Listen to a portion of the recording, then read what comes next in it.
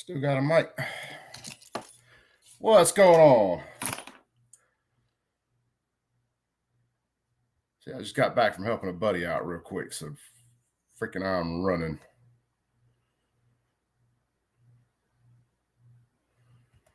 Let me open this shit up over here. Freaking I'm running.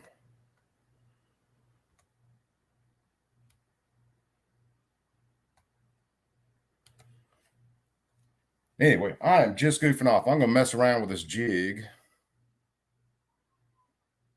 and listen to some stuff.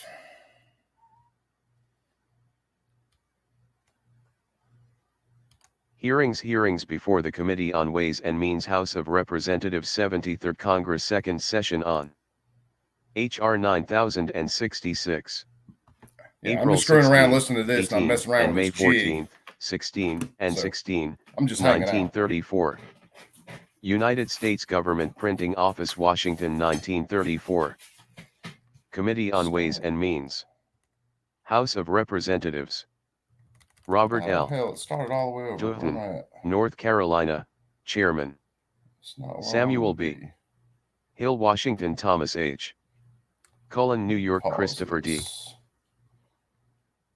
Get down to where I was at.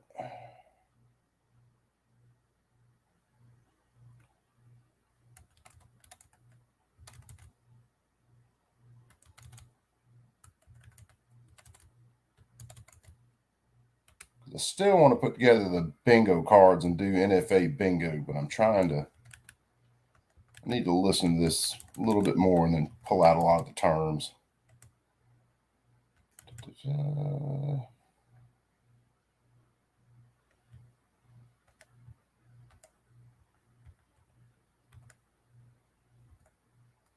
Okay, this is the dude. Timmont of ADJT. Gen. Milton A. Record, Adjutant General of the State of Maryland, Executive Vice President of the National Rifle Association of America, Washington, D.C. General Record. Mr. Chairman and Gentlemen, my name is Gen. Milton A. Okay, they gave me extra brushes for this. I am the Adjutant General of Maryland and the Executive Officer of the National Rifle Association of America. Router. M.R. Dickinson. Will you please give us your address? General Record. I have an address at the Capitol in Annapolis, as the Adjutant General of Maryland, and in the Bar Building, Washington, D.C., as the Executive Vice President of the National Rifle Association of America.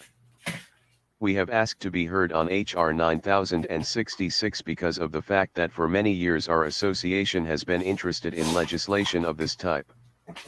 The Chairman. What is your position with the National Rifle Association? General Record.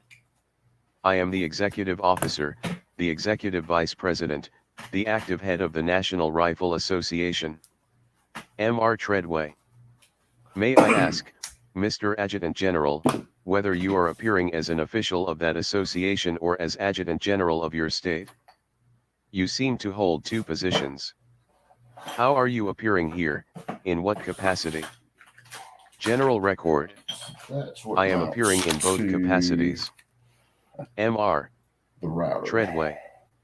That is what I wanted to know. Thank you. General Record. Because I am the Chairman of the Legislative Committee of the Adjutants General Association of the United States. The Chairman.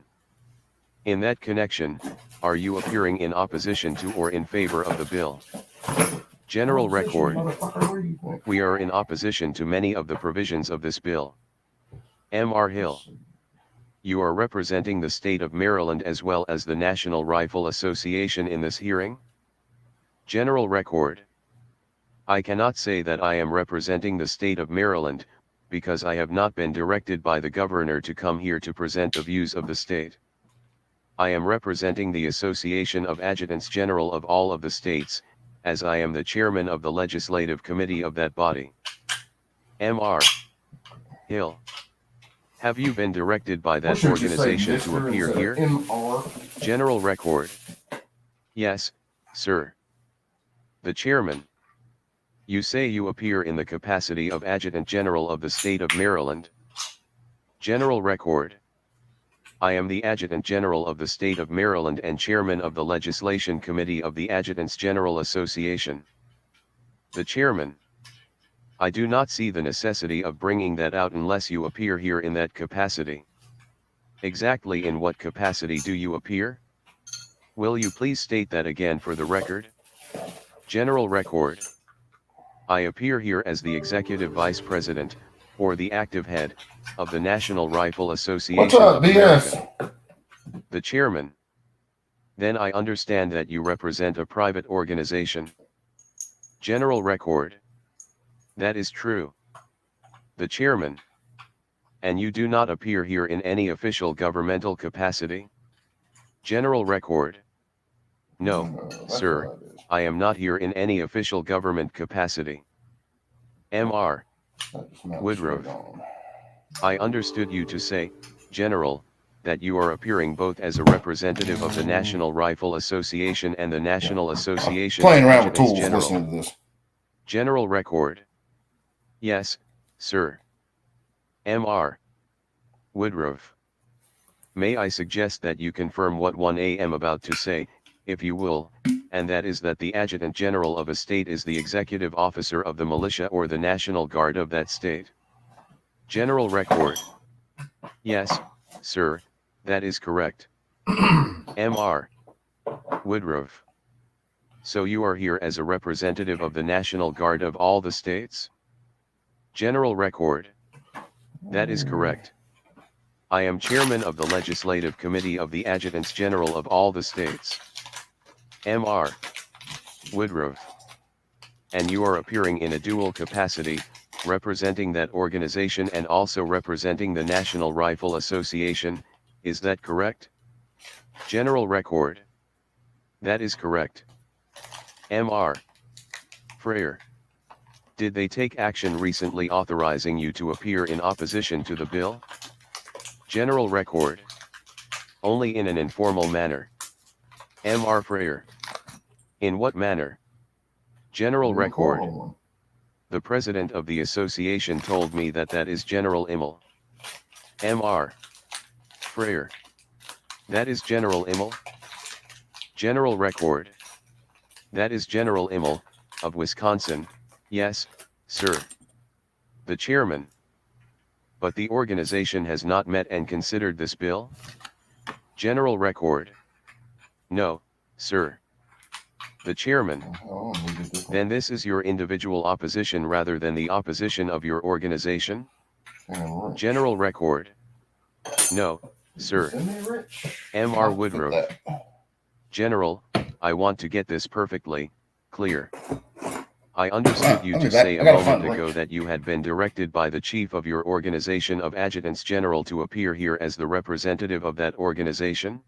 Yeah, dude, it's pretty General much a Record. continuation from last night. That is correct. I want to put together the Woodruff. Let me pause this for a second. To present the views. Yeah, this is everything that was going on from last night. This is just a little ways ahead in it.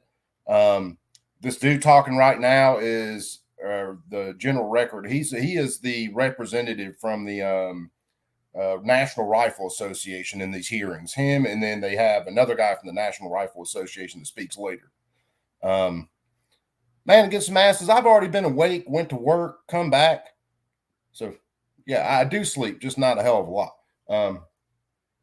And right now I'm just killing time. I'm playing around with this 80% jig, just trying to figure it out a little bit. And then here in about, I don't know, 2 hours, I got to go pick my daughter up from school and then hopefully gator hunting and shit like that.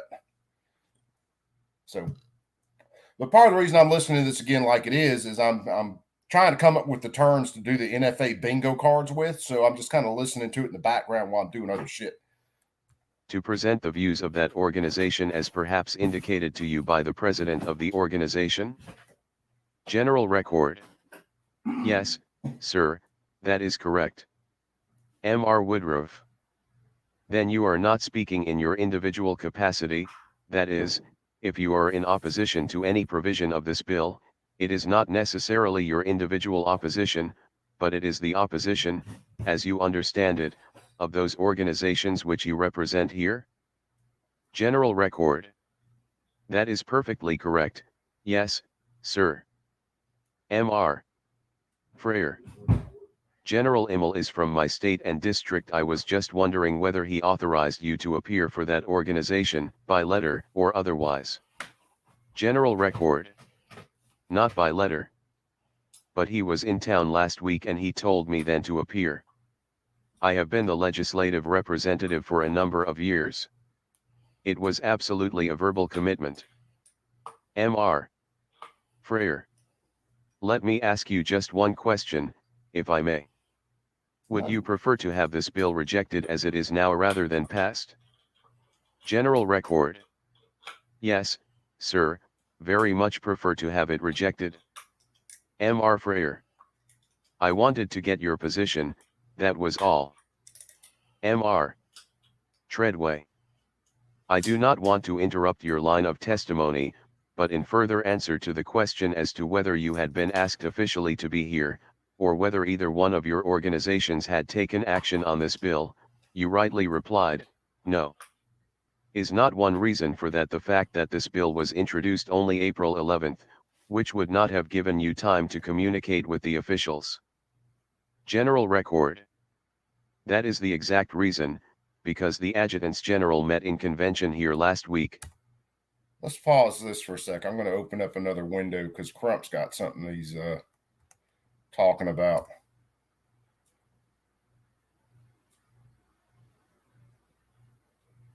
And I don't want to miss what my man Crump's talking about.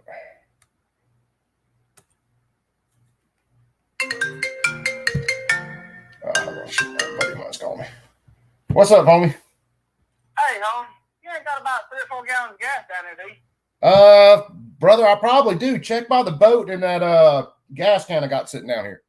Is it regular gas? Yeah, regular straight gas. I might have to come beat that bandito so I don't have to run to the store. Otherwise, I'm going to run down to the gas station. Nah, man, if you come down here and check, if it's not sitting there, then I'll check. I might have thrown it by the shed. But yeah, it should be at least a couple gallons worth of regular gas. All right, cuz. All right, later. All right, I'm not going to Bandito Crump's whole screen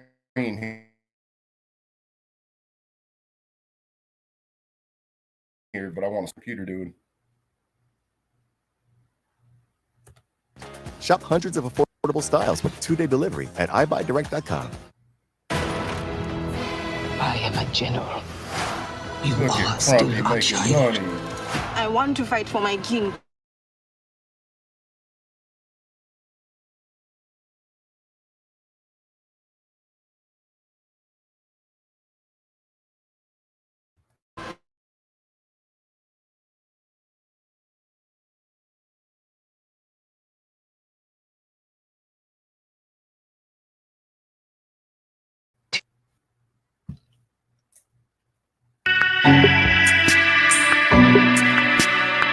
I'm here about a solvent trap that you ordered. Okay. You still have it? I'm not gonna answer any questions. Okay. Well, we're actually here to recover them because they're being used as suppressors. You have a warrant?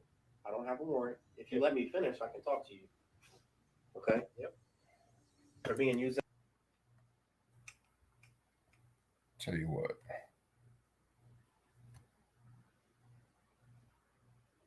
I'm just going to shut off my camera and I'm going to jump in Crump's stream so I can watch this, and I'm going to jump right back here. As suppressors. Now, we're just here to pick them up. If you don't have it, you can sign that you don't have it anymore. I'm not gonna sign anything. Okay, don't sign anything. So what will happen is if you're caught with it, we'll prosecute you federally. Sure. For an NFA item. Okay.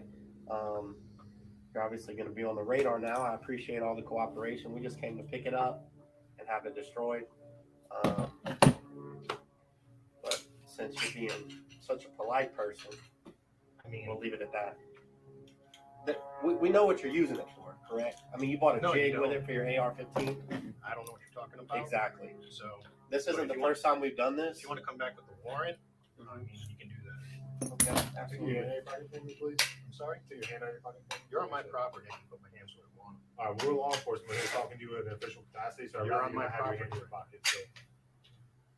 We're not trying to be jerks here. You are though. You're We're not. You're the ATF. We're idiots. No, I didn't say that. Oh, I said you're the ATF. Correct. Your entire job is to take away people's guns. I don't think you have any idea what our job is. I know actually. everything about your job. Oh yeah, I Please do. tell To me. erode the Second Amendment Okay. shall not be infringed. So violent criminals with guns that we take off the street. That's At Waco, like at Ruby Ridge. Oh my gosh. My dogs. You need to quit. I need to keep my dogs You in need the to quit house. reading so Give many me a books. break. We're watching too many shows and Yeah, reading too many that's books. Yeah. All right. Well, I'm sure we'll find you again someday. No, you won't. Anyway, have a good one. Yeah, I you too. appreciate the cooperation. Take it easy. Yes, sir. Watch out for the dogs, guys.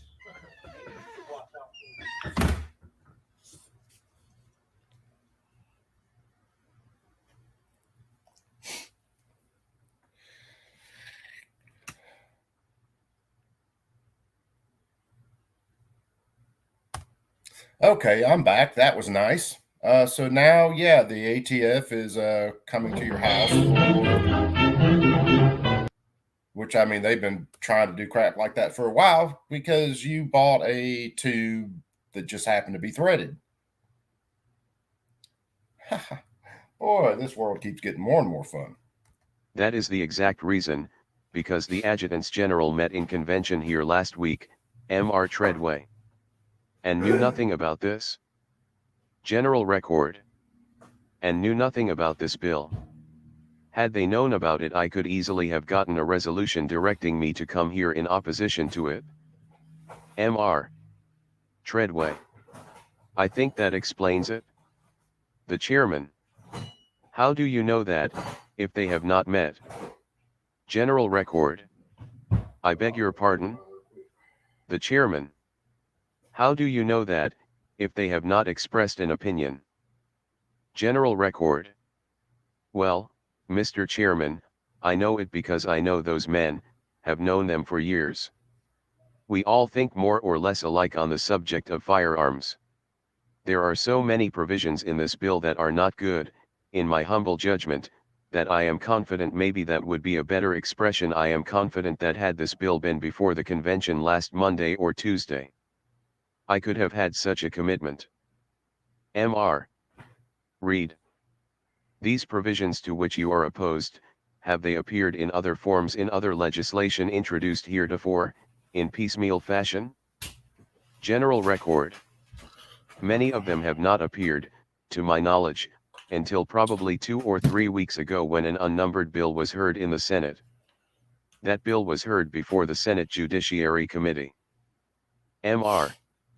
Read. Containing provisions that are in this bill and to which you object? General record.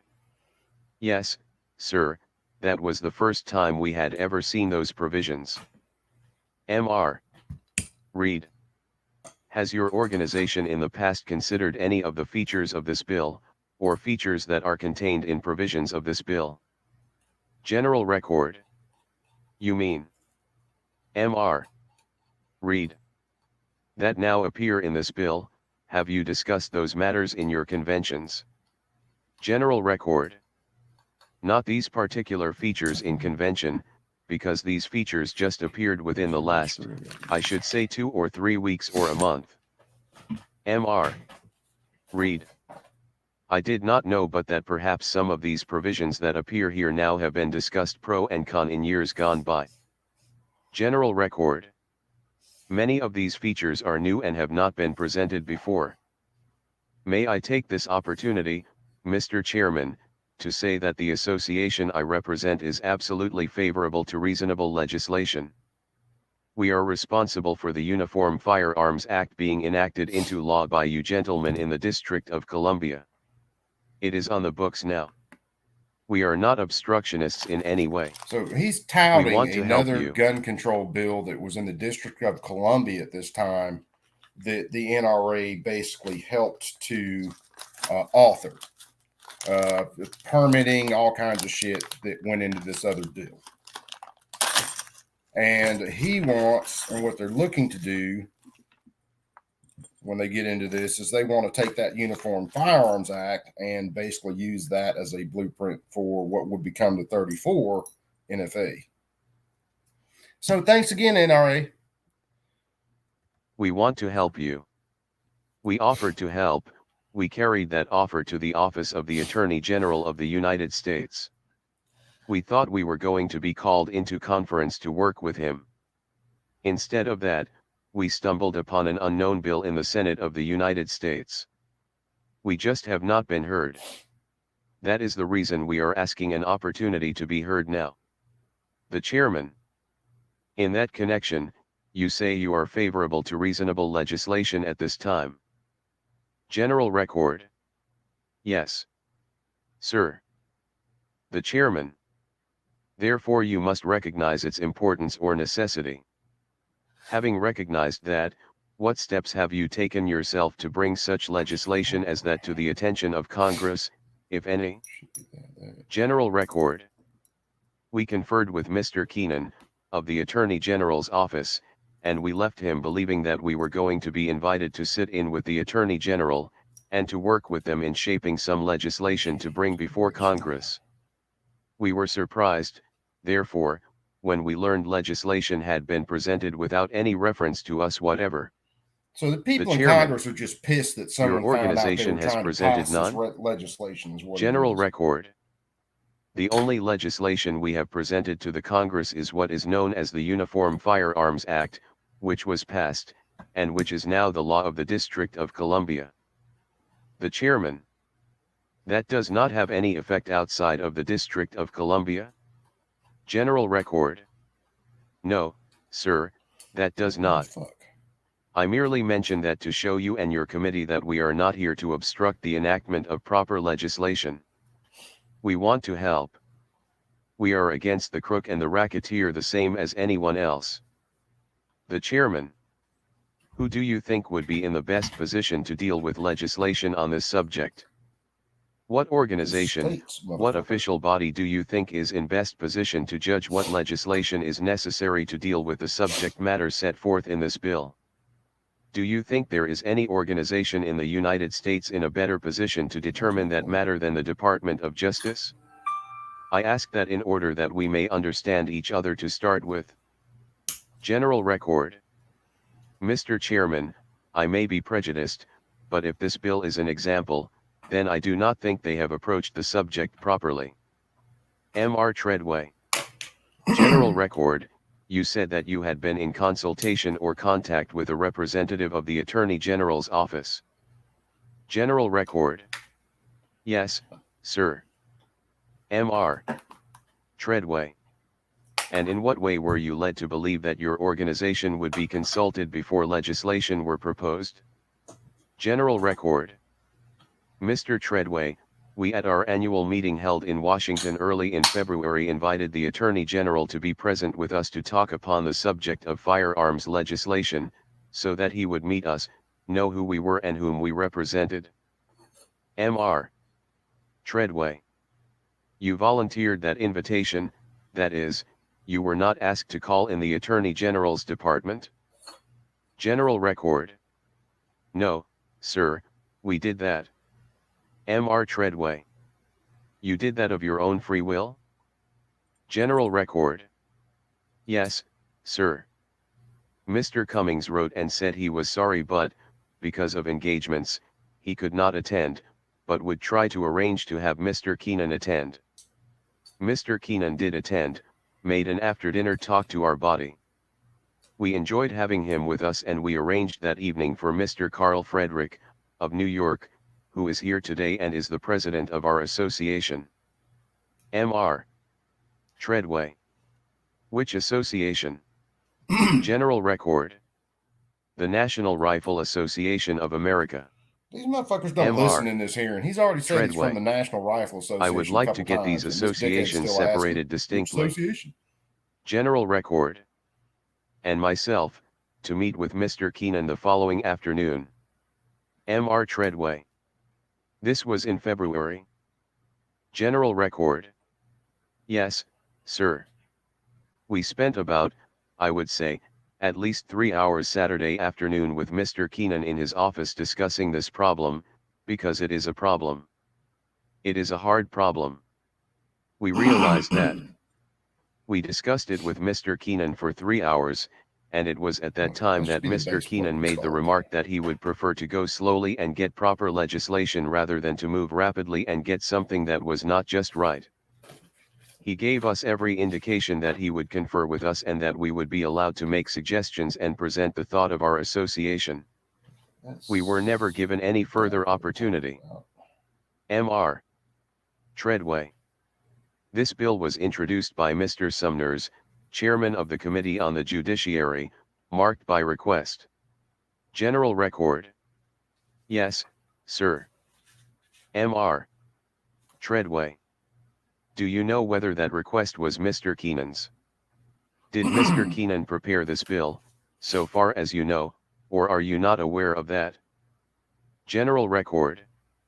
If I may say so, my best knowledge is to the effect that it was prepared in the Attorney General's office. Yes, sir. Mr. Treadway. And if prepared in the Attorney General's office, you feel confident that Mr. Keenan knew something about it? General Record. Well, Mr. Treadway, I know that it was prepared there and I know that Mr. Keenan knew all about it. The Chairman.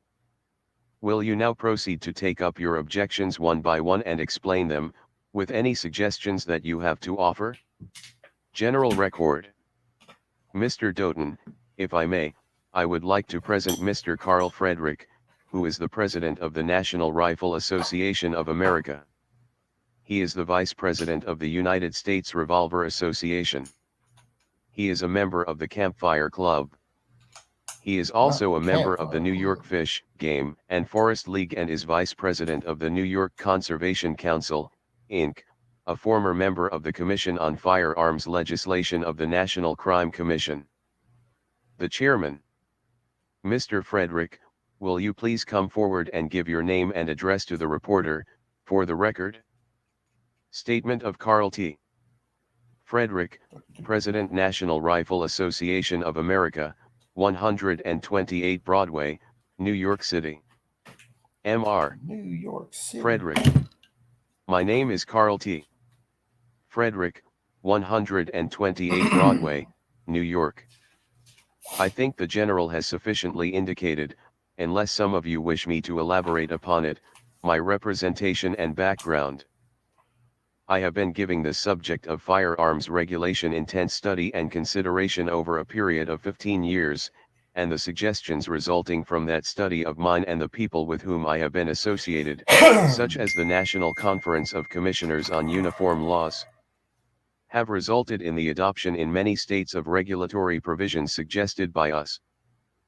As General Record indicated, the National Act for the District of Columbia is the Uniform Firearms Act, which was first drafted by me about 14 years ago, and which was, in that early time, brought to the attention of the National Conference of Commissioners of Uniform Laws.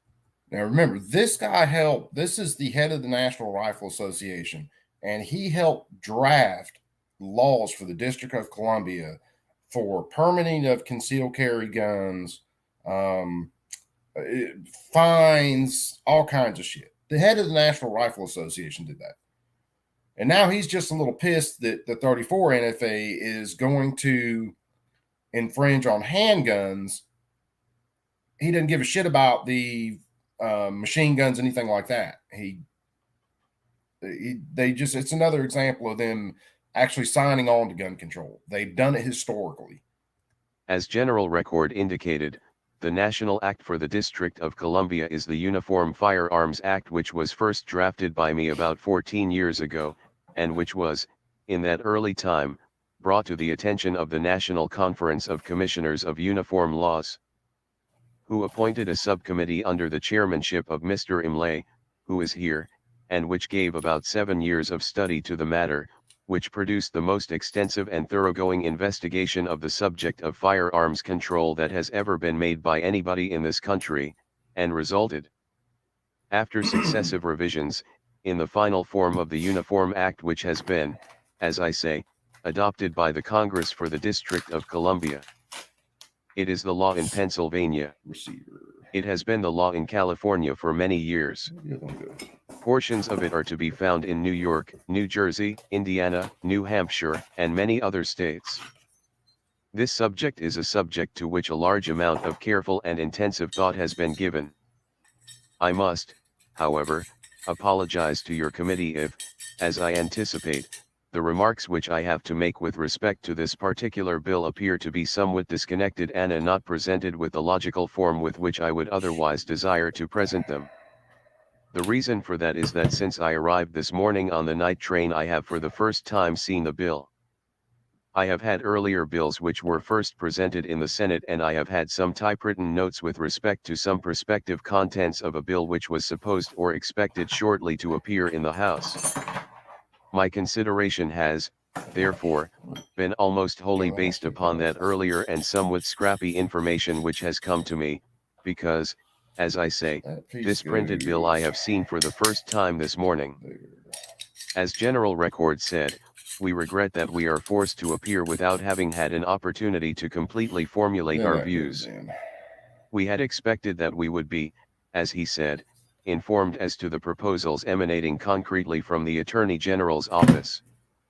But, apart from the conference which I had with General Record and with Mr. Keenan about 2.5 months ago, and apart from a courteous letter of acknowledgement of certain information which I sent to him about 6 weeks ago, I have had no information whatever with respect to their proposals from the Attorney General's office. I will come immediately to certain concrete criticisms which I think should properly be made of this bill, and in the course of my remarks I shall be glad to attempt to answer any questions any of you desire to address to me. And I may from to time branch out a little bit into consideration of the more general features of such legislation which underlie the entire subject. The first criticism that I have to make is on page 1, lines 8 to 10. The definition of the term machine gun I think is wholly inadequate and unsatisfactory. A gun which fires automatically or semi-automatically less than 12 shots is not under this definition a machine gun. And yet, in my opinion, it is in fact a machine gun and should be so classified. The well-known Thompson submachine gun which has figured in the papers extensively, the so-called Browning automatic rifle or the Monitor rifle, which is a somewhat similar weapon designed for police use, are both in fact capable of being operated automatically and semi-automatically. The number of shots which they may discharge is dependent solely on the size or the content of the magazine, and if you use those guns with magazines holding only 11 shots they would not be, within the terms of this bill, a machine gun. M.R. Woodruff. Will you yield for a question there? M.R. Frederick. Certainly.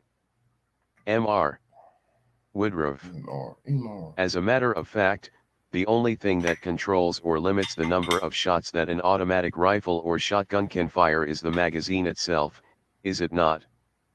M.R. Frederick. I think that is correct. M.R. Woodruff. That is the only way in which you can limit the number of shots that can be fired.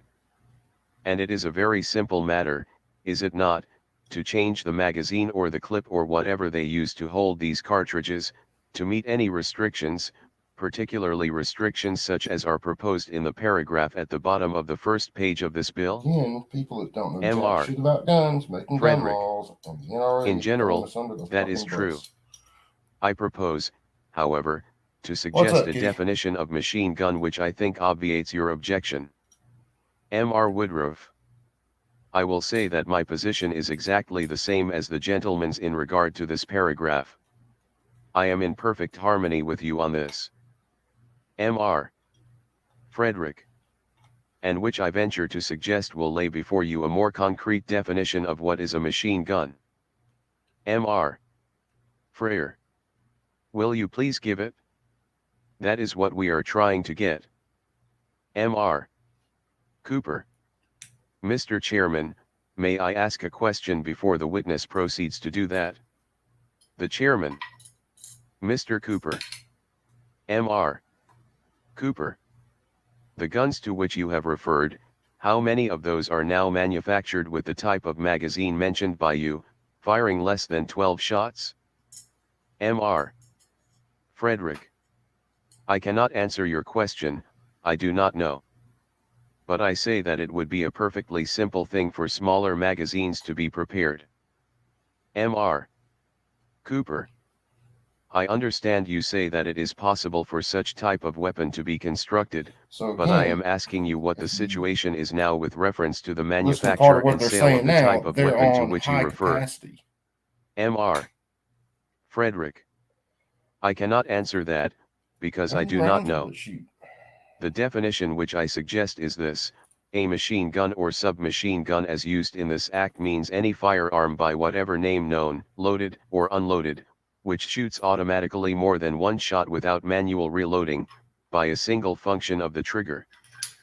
The distinguishing feature of a machine gun is that by a single pull of the trigger the gun continues to fire as long as there is any ammunition in the belt or in the magazine.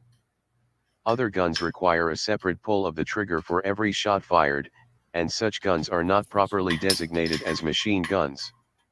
A gun, however, which is capable of firing more than one shot by a single pull of the trigger, a single function of the trigger, is properly regarded, in my opinion, as a machine gun. Mr.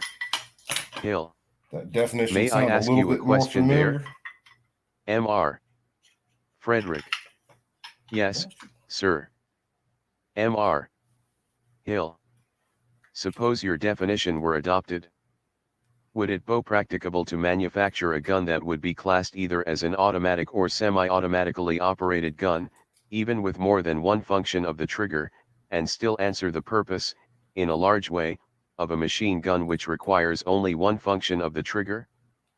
Mr. Frederick. I do not think so. For It's fully purposes of example, semi-automatic. you may look at the automatic pistol, which is the standard weapon of the United States Army. That has an automatic discharge of the empty cartridge and a reloading principle which is operated by the force of the gas from the exploded cartridge. But with a single pull of the trigger only one shot is fired. You must release the trigger and pull it again for the second shot to be fired. You can keep firing that as fast as you can pull your trigger. I do believe But that that's is not right. properly a machine gun, and in point of effectiveness any gun so operated will be very much less effective than one which pours out a stream of bullets with a single pull and as a perfect stream. Mr. Hill. In one sense you are limiting the scope of this definition, and in another you are broadening it.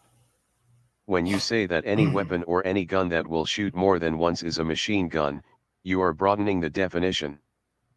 But when you say one operation of the trigger, you may be limiting the definition as it is in this bill, as I see it, because this says nothing about what operation of the trigger is necessary to constitute the machine gun. Mr. Frederick. If I understand your remark, Mr. Hill, I think that is quite true. I am including within the definition, however, everything that I think is a machine gun, instead of including only those machine guns which fire 12 or more shots without reloading. Mr. Hill. The point I am making is, why include in your definition the phrase, with one function of the trigger? Mr. Frederick. Because that is the essence of a machine gun. Otherwise you have the ordinary repeating rifle. You have the ordinary shotgun, which is in no sense and never has been thought of as a machine gun. Mr. Freyer. You are attempting to cover more than is embodied in this bill? Mr. Frederick.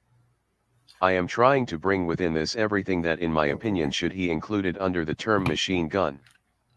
Mr. Freyer. That would be desirable. Mr. Frederick.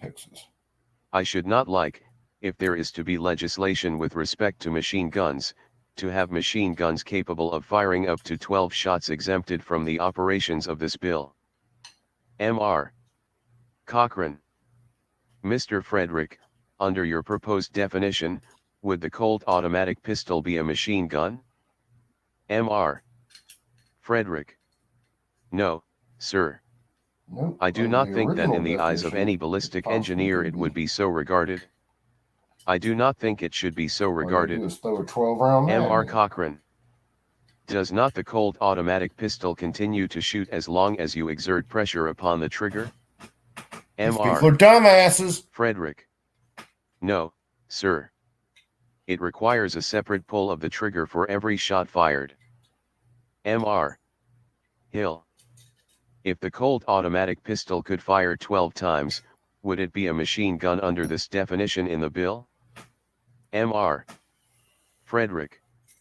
Under the definition as printed in the bill? Mr. Hill. Yes. Mr. Frederick. I do not know what the language means, automatically or semi-automatically.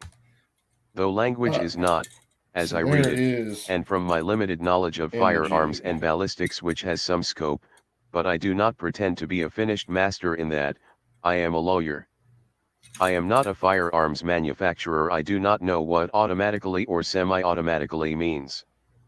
There are automatic features about the Colt pistol in the sense that when a shot is fired, the action of What's the up, gas Clint? not only expels the bullet from one end of the barrel, but it expels the empty shell from the other end, and is so devised that upon the return of the carriage through a spring, it puts another shell in place of the old one.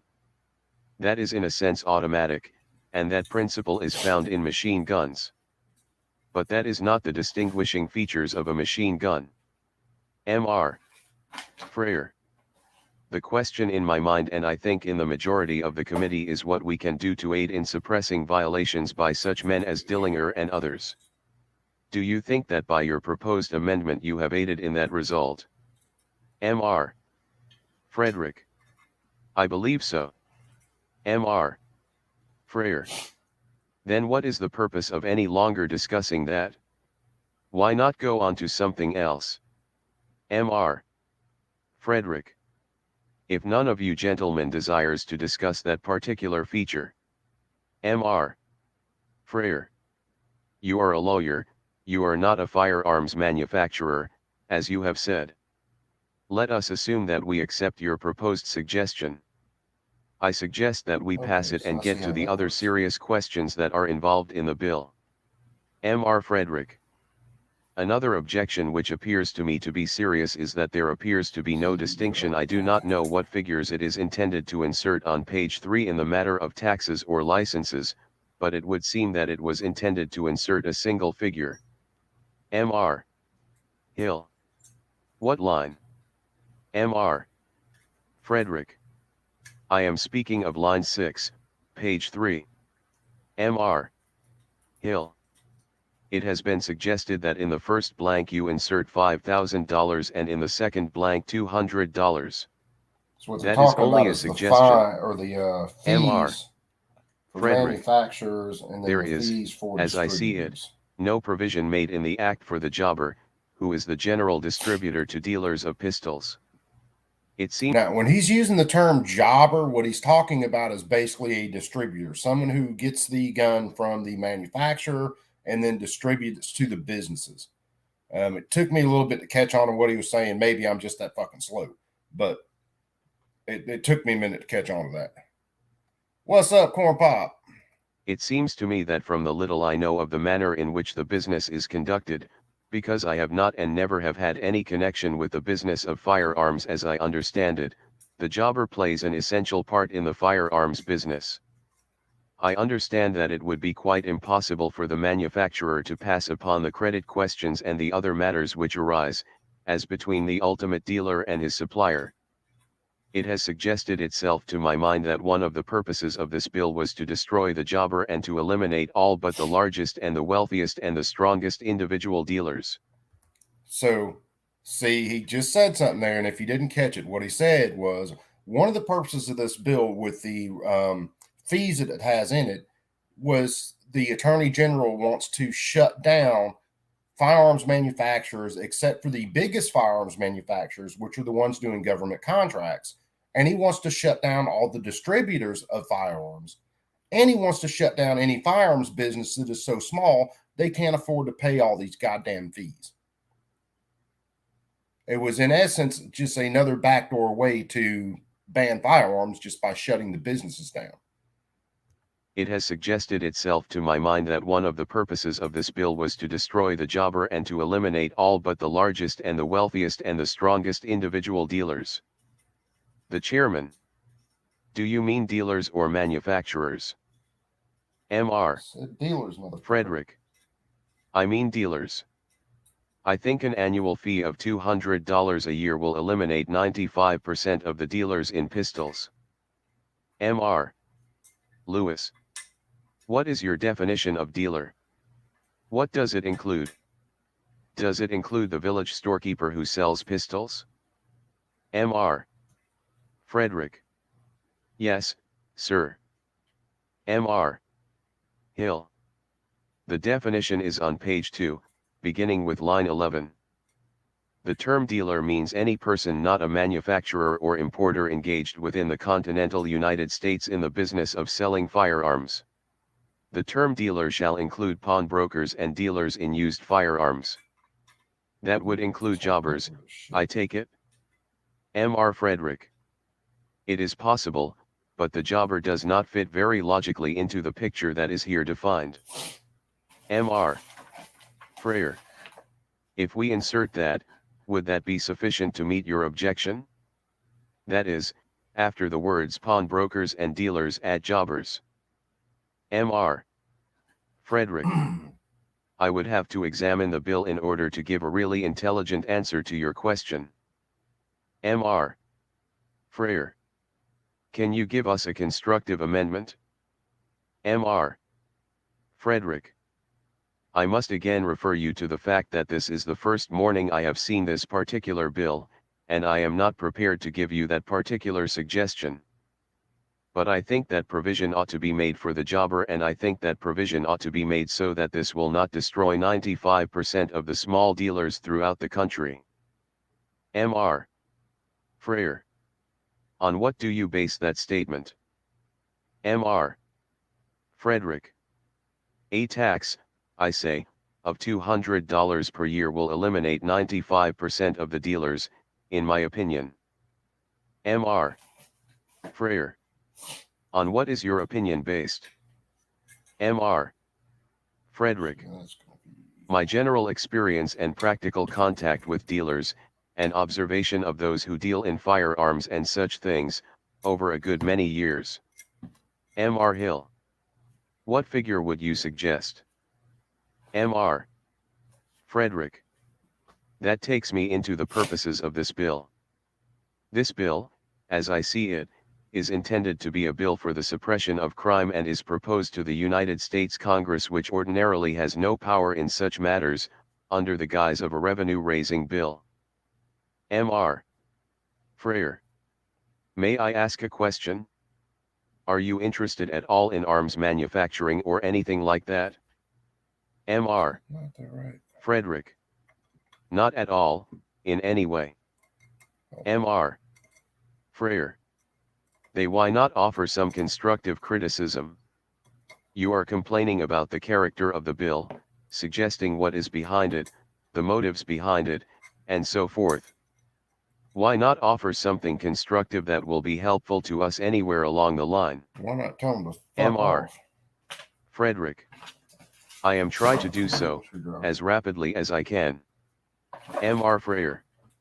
If you will read your record, you will find, I understand, that you are attacking the motives generally. Mr. Frederick. Not at all. I am saying that this bill, practically speaking, destroys the business in firearms of 95% of the dealers. And that's Mr. what this was about. Freer. Then why not recommend something, as Mr. Hill has suggested? Mr. Frederick. I shall be glad to submit a recommendation Later on, the in that Attorney respect, General admits as to soon this, as I have that had that a was chance the to purpose of examine this, it. was to destroy the Mr. firearms businesses. Freer. Yes, but do not attack the motives for its introduction. We are not interested in that at this time. Mr. Frederick. I think that the result of this provision here will be to deprive the rural inhabitant, the inhabitant of the small town, the inhabitant of the farm, of any opportunity to secure a weapon which he perhaps more than anyone else needs for his self-defense and protection. I think that it would be distinctly harmful to destroy the opportunity for self-defense of the ordinary man in the small community, where police forces are not adequate. Mr. Hill. Just tell us how this bill does that. Mr. Frederick. It does it in 2 or 3 ways, as I see it.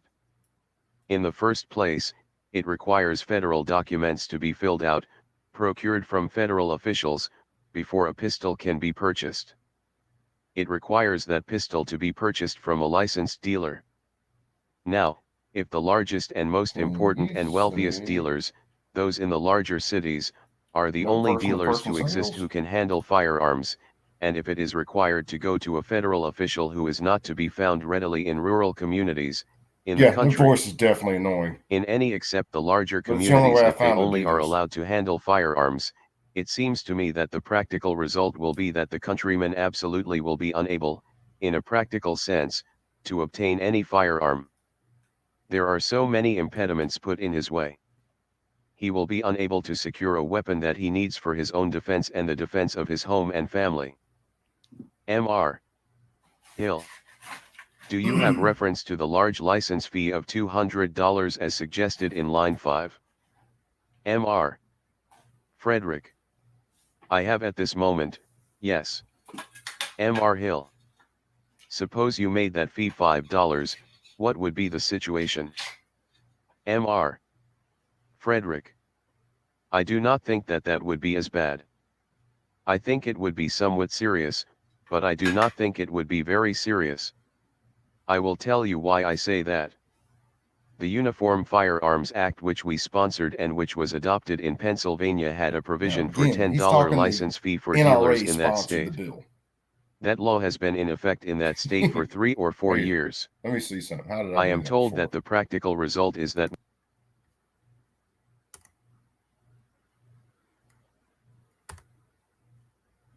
There you go. most of the small dealers, country hardware merchants, and so forth, refuse to take out a license and pay $10, because they say it just is not worth it. They sell maybe 3 or 4 guns a year, and it is not worth $10 to get the privilege of selling 3 or 4 guns. I think that any substantial license fee will destroy the small dealer in the small community. Mr. Hill. That is, any appreciable license fee? Mr. Frederick. Any appreciable license fee for dealers? Mr. Hill. Would the requirement for a license itself do that? Mr. Frederick. I do not think so. I think if it were a negligible fee, and as I see it, inasmuch as I believe the main purpose behind this bill is a police purpose and not a revenue purpose, it seems to me that that charge should be made quite nominal. It should be made so small that you get actually the police result that you want. Namely, the registration of the dealer and the issuance of a license to him, but that should not be made a burden to him in point of dollars and cents. Mr. Hill. If that should be corrected, it is not really a correction, because there is no sum in there now. Any amount that has been spoken of here is merely tentative. There is no determination as to what that fee shall be. Initial setup. But if we met the objection on that particular phase, you would be ready to pass on to something else, would you not? There's Mr. the router for its initial Frederick. setup. Yes. I want to say one word with respect to the manufacturers. Mr. Cochran.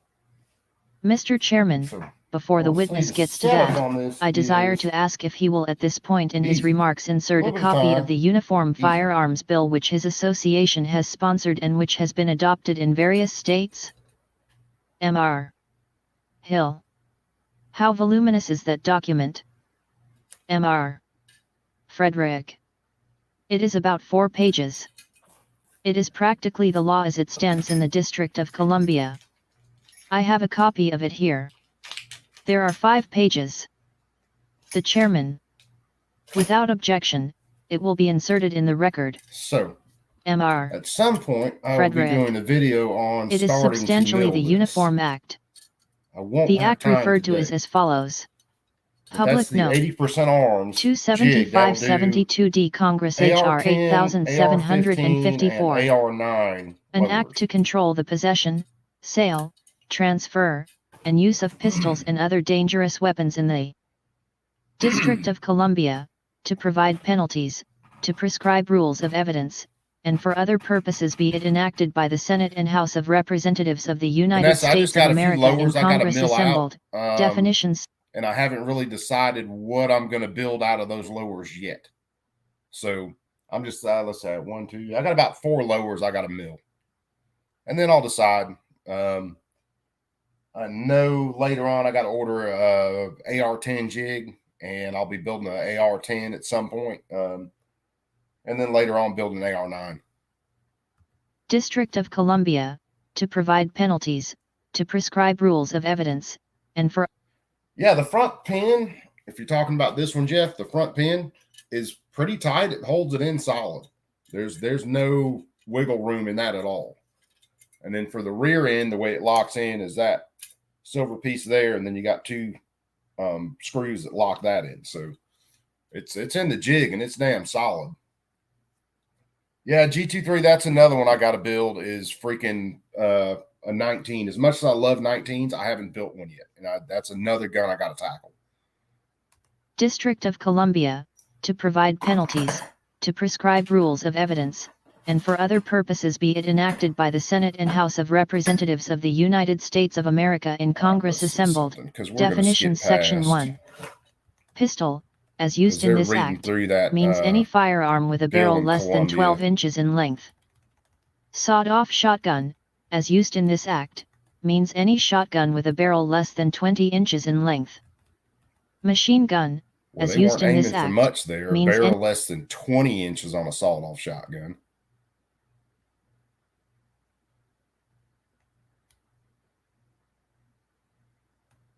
Pistol was anything less than a gun with less than 12 inches for a barrel.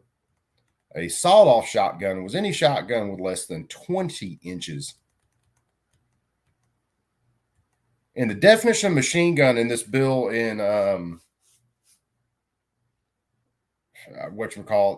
this definition was the same as the original definition in the 1934 NFA.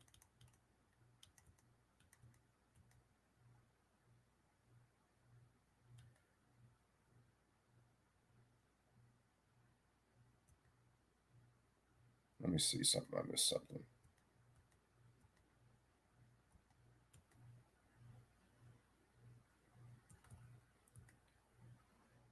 This is the chairman starting up here. Chairman. In what sense is the possession of a pistol essential to the self-defense of people who live in rural communities, as you have stated?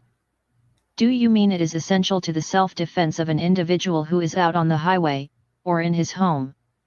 In what sense is a pistol essential to the self-defense of an individual who lives in a rural community? Why is not a rifle or a shotgun, the possession of which would not be prohibited under this act, sufficient for the... What's up, Chamber?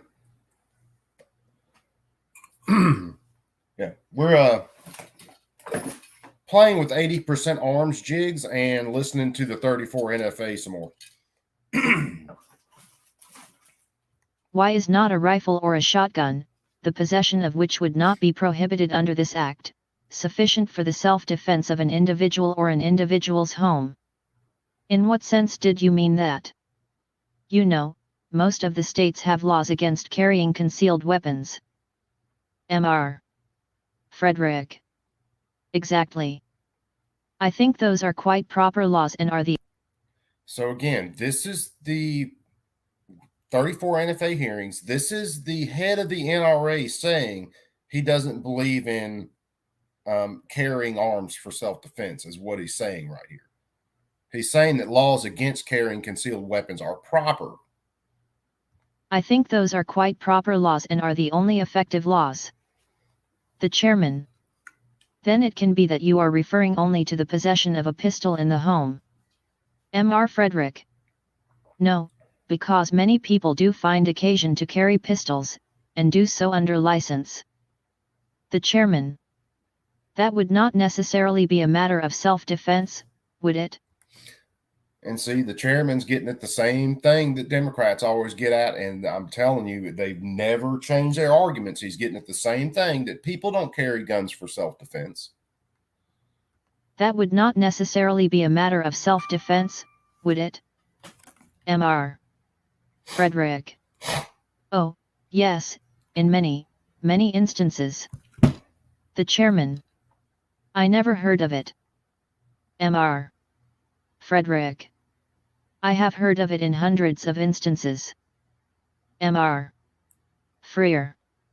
My experience is that the average person who carries a revolver is not one who lives in a rural district, but in New York or Chicago and such places that Dillinger and men of his type are found. Mr. McCormick.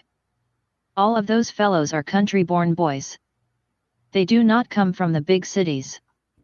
I understand that most of them are country boys originally. Mr. Freer. You damn country The man folk. against whom we are trying to legislate is Dillinger and men of his type. Mr. Frederick. If there is any feasible way of getting that type of man, I would like to know it. Mr. Freer. We are trying to. In all of your experience in these matters, have you drawn a bill which had for its purpose that end? Mr. Frederick. I have spent 16 years studying the subject and I have worked with the National Crime Commission. One of the results of my work has been a contribution toward the Uniform Act which, in my opinion, has made Mr. Freer. Oh yeah, John Crump and the solvent trap. Oh yeah. You got to realize, and I listened to part of it because I was playing around with this. The ATF showed up and knew, either through financial records or through whatever, that this guy had bought the solvent trap and the jig. Now, the only way they can know that is if they've got the guy's financial records or company records from the place that he bought it. Now, I'd be interested to know whether he bought that from Diversified Machine, because Diversified Machine was the one who, the ATF just wiped them off the map. One of the results of my work has been a contribution toward the Uniform Act which, in my opinion, has made Mr. Freer. Have you put it in force in New York? Mr. Frederick. I have tried to. Mr. Freer. We are trying to put some law into effect. Mr. Frederick. Several of the provisions have been adopted in the law of New York. I have conducted campaigns for 2. Now remember, at this time, New York already has the Sullivan Act, where you have to show just cause and all this other bullshit, fingerprints and everything else to be able to actually own a firearm. I have conducted campaigns for 2 successive years. Mr. Freer. You said your experience covered 16 years. Mr. Frederick. I said that in New York State I have conducted campaigns in support of bills which I have caused to be introduced in the legislature. Mr. Freer. We do not want to have to wait 16 years more, do we? Mr. Freer's a prick. Frederick. Mr. Chairman, in respect to the manufacturer's license is $5,000 a year, and that must refer solely to the big manufacturers, of whom there are 4 or 5 in this country. There are smaller manufacturers who would be put out of business completely by any such tax as $5,000 a year and yet who perform an extremely useful function, when looked at from a certain standpoint. Mr. Freer. Could we not base that on the amount of sales? Mr. Now again, this is the House Ways and Means Committee, because they're looking to regulate firearms through taxes because they have no federal authority to do it any other way. Mr. Frederick. Yes, I think that could be quite easily done. I am referring to the makers of handmade pistol barrels, of whom there are a number in this country. They make the finest and highest type of target weapons that are to be found, and they do it entirely by hand, with a hand lathe. Their guns have been used for 26 years in both the national and the international shooting competition. And again, the National Rifle Association is worried about target shooting, like the Second Amendment just covers target shooting. He doesn't make any arguments about the constitutionality of this, or the founders had that in the Constitution so that we could possibly defend ourselves in our homes, on the street, against tyranny of any type. He's just worried about target shooting, like everything else. Their guns have been used for 26 years in both the national and the international shooting competition. I have myself been a member of 5 or 6 international pistol teams, and in every one of those I have used handmade guns, handmade barrels, because they were a little bit finer than any others that could be bought, in my opinion. Every one of those barrels was made by a man who is a past master of that field of ballistics, and who can, in my opinion, make a finer barrel than any manufacturer in the business. The chairman. Does he make the entire gun or just the barrel? Mr. Frederick. He makes the barrel. The chairman. Yep. He would not come under the provisions of this bill, would he? Mr. Frederick. I do not know. He is a manufacturer.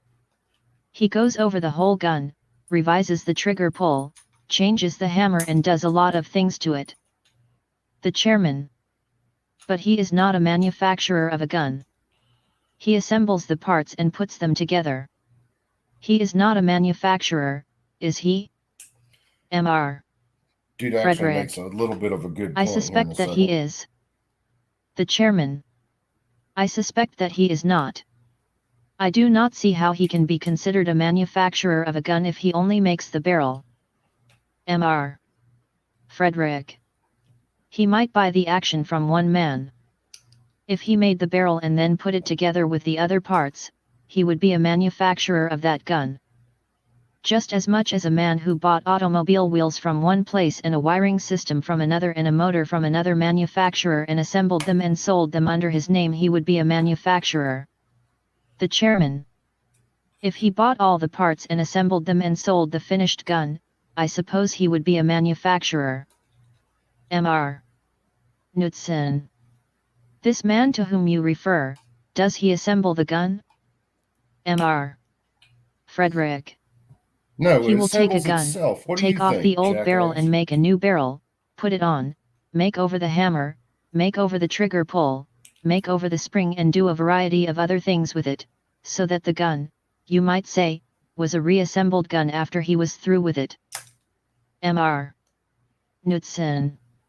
What we would call a rebuilt gun. Mr. Frederick. Foss, what's up, brother? It really is, I should say so. Mr. Knudsen. And you think he would be a manufacturer? Mr. Frederick. I suspect that he would be a manufacturer within the terms of this act. Mr. Hill.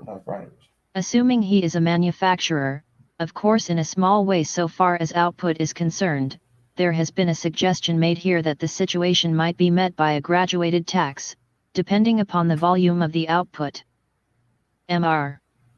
Frederick. I think so. Mr. Hill. If that can be done, the objection you make there does not go to the principle of the legislation, but simply to the particular provision as to license. Mr. Frederick. That is quite true. Frederick. Mr. Hill. Your objection, then, is not to the principle, but simply to the prohibitive tax? Mr. Frederick. It is to the prohibitive nature of the tax. Mr. Hill. So that if we met that by a graduated tax on the manufacturer, your objection would be satisfied? Mr. Looks right. Frederick. We're going to find out. I think so. I have no objection to put it this way to the principle of a federal license designed not to destroy, but to secure a police registration of both manufacturers and dealers. Mr. There you go. Thanks, NRA. Yeah, you're just fine with the registration of dealers and all that shit. Thanks. This again, Warsaw, is listening to the hearings for the 34 NFA, which I'm still planning on doing the 34 NFA bingo cards. So I've got a little time to kill before I pick my daughter up. So I was messing around with this 80% arms jig and listening to this to give me more ideas for the bingo cards. Because then I'll torture you guys with this some more. Mr. Hill. I think the committee would be very much interested in your directing our attention to the real objections to the bill. Of course, the suggestions you are making now are helpful. The chairman. May I ask, how long would it take you, if it were feasible, to prepare a bill better than you think the pending bill is? About 5 minutes. It's called the Constitution. All I have to do is go get a copy of it. It's a way better bill than this. If it were feasible, to prepare a bill better than you think the pending bill is, and one that would accomplish the purpose we have in mind, for the protection of society, to reach the end the Department of Justice has in mind, and submit it to the committee? That would be constructive, that would be practical, that would be helpful. Mr. Frederick. In my opinion, the useful results which can be accomplished by firearms legislation are extremely limited. The chairman. That means that there is little. I'll show you ADX. So the router is for this 80% arms jig to be able to speed up milling out AR-15, AR-10, and AR-9 lowers. So put it together today. The jig itself is pretty simple to put together. It freaking looks stout. Looks like it's going to be good. So be checking out the router here. May not be in the next couple days because hopefully I'll be gator hunting. That means that there is little ground left upon which to legislate, or very little necessity for legislation, that there is little to be accomplished by it. Now, see what he is saying there, and this is very true. So I'll give props to the NRA president for this one. Is he's saying there's very little that you can do with legislation to stop firearms crime. That's what he's saying right here, especially from a federal standpoint. That means that there is little ground left upon which to legislate, or very little necessity for legislation, that there is little to be accomplished by it. Is that your view? I am not arguing with you, you understand. I just want to understand your viewpoint. Mr. Frederick. In my opinion, there is a small area in which legislation which is useful in its results can be prepared. The chairman. Why not submit a bill to us that in your judgment would accomplish all that is possible to accomplish or practical to for the jig itself, I think it was $300 or $400, and then I got the router from them too, so I think I paid $5 and some change for the router, the jig, the end mill, complete setup, and one receiver, by the way. So it actually came, the jig router came with one receiver. I think I paid $5 and some change. So it wasn't bad. And like I said, it'll do AR-15s, it'll do 10s, and it'll do AR-9s. And it's not brand specific. So the way everything mocks up in here, any mill spec lower, I should be able to mill with this thing. And that's the Gen 3 of the 80% arms. Yeah, Gen 3. No, this is separate from my SDI stuff. This is my personal stuff. They used to see SDI quit doing 80% lowers because they used to send out a jig and everything to do an 80% AR lower. They quit doing that when the ATF started up all their bullshit about frames and receivers. So right at the end, when my wife was doing SDI, when they were supposed to do the 80% lowers, they just started sending out finished lowers. So that's where that went.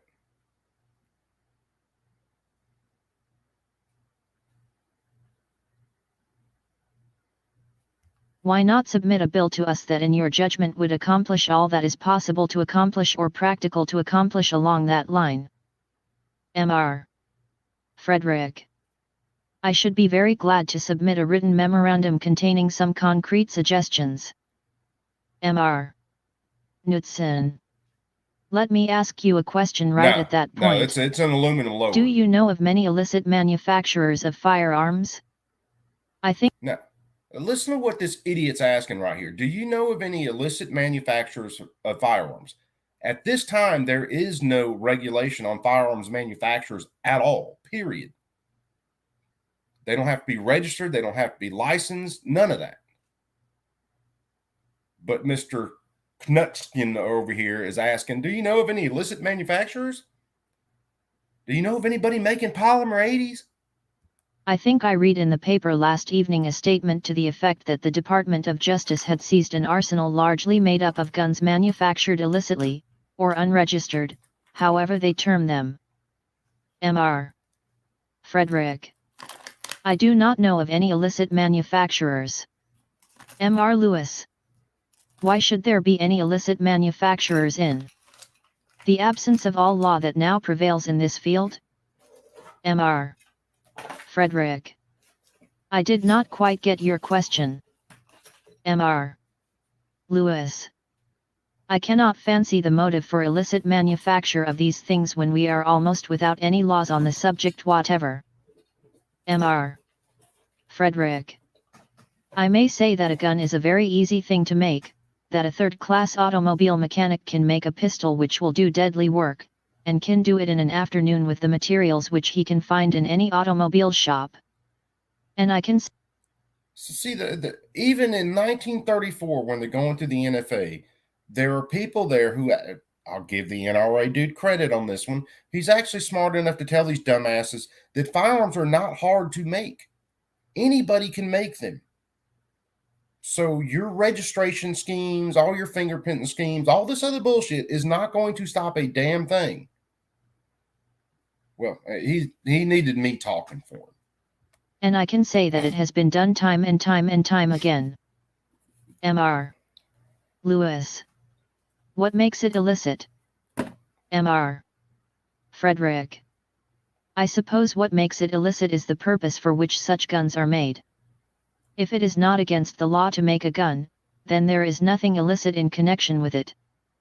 But when such a gun is manufactured in a state prison and is used by an inmate for the purpose of perpetrating his escape from jail, I think that is illicit manufacture, and such guns have been made in prison machine shops. Yeah, if you can't stop prisoners from making weapons, guns inside of prisons, what the hell makes you think you're going to stop people out on the street from actually making guns? And if I promise you, you go to prisons even now, like San Quentin and a bunch of others where you've got some serious lifers there, they make a ton of different weapons. If you can't stop that inside the walls of a prison, and trust me, you can't stop drugs from getting in prison. The rest of this makes no logical sense whatsoever. But when such a gun is manufactured in a state prison and is used by an inmate for the purpose of perpetrating his escape from jail, I think that is illicit manufacture, and such guns have been made in prison machine shops. Mr. Freer. It turns on the motive? Mr. Frederick. Yes, it turns on the motive. Mr. Freer. How are you going to determine that in advance? Mr. Frederick. I do not know of any way in which you can get at that. I am simply saying that the actual manufacture of pistols is an easy thing. It is not the extraordinarily complicated trick which many people think. In the same way ammunition can be easily made or easily procured. Mr. Cooper. Mr. Frederick, I understood you to say that you drafted the act which was passed for the District of Columbia. Mr. Frederick. I drafted the original act about 9. So again, this getting back to this is the head of the NRA who drafted one of the major gun control bills that was passed at the time in the District of Columbia, and then wanted more gun control passed in New York. I drafted the original act about 1922 and worked with the National Conference of Commissioners on Uniform Laws in making successive revisions and improvements of that act up until the time of the final adoption of their redraft of it. This act in the District of Columbia has a few minor changes from that standard form, and I participated in the preparation of those changes. I do not want to say that I personally did it, because I did not. I helped. M.R. Cooper. The act passed for the District of Columbia was at least in part the product of your effort? M.R. Frederick. I helped from the beginning. M.R. Cooper. And had your complete approval? M.R. Frederick. Oh yeah, G2s. Yes, Some of these sir. major prisons And are I helped within from the what, very beginning. 400 yards of a major road? M.R. Cooper. Closer than that? I understood you to criticize the definition of machine guns contained in the pending bill. I invite your attention to this provision of the District of Columbia Act. Under the heading Definitions. Cooper. Machine gun. Cooper's trying to be a douchebag, which he is a douchebag. No relation. Because the NRA guy busted their chops over the definition of a machine gun in the original bill. The original text of the bill defined a machine gun as any gun that could shoot 12 rounds without manual reloading. That was their definition of a machine gun. Didn't mention caliber, anything. So if it could shoot more than 12 rounds, which I'm pretty sure I've got an H&R revolver in there, 22, that God knows how old that thing is. I think that will shoot over 12 rounds without manual reloading. So that would have been a machine gun under their definition. I know for sure the 22 rimfire Sears and Roebuck 22 that I have of my granddad's would be a machine gun underneath their definition. Now, the dude from the NRA criticized that and gave them a definition of a machine gun that is more closely related to the definition of machine gun we see now. In the act he did for the District of Columbia, that definition for a machine gun was the same, even though he helped author that act. But that act, even though it mentioned machine guns in there, didn't have anything to do with machine guns. It was only covering pistols, sawed-off shotguns, basically weapons with that could be so-called concealable. Machine gun, as used in this act, means any firearm which shoots automatically or semi-automatically more than 12 shots without reloading. Then I invite your attention to the provision of the pending bill as to the definition of a machine gun. The term machine gun means any weapon designed to shoot automatically or semi-automatically 12 or more shots without reloading. I will ask you to kindly point out to the committee the difference between those two definitions. M.R. Frederick. I take it there is no essential difference. I may, however, answer what I take to be your suggested criticism. By saying that the Uniform Firearms Act related exclusively to pistols and it had not any provisions whatever relating to machine guns which we regarded as proper subject for separate legislation, that this provision in the District of Columbia Act was added at the request of the police forces.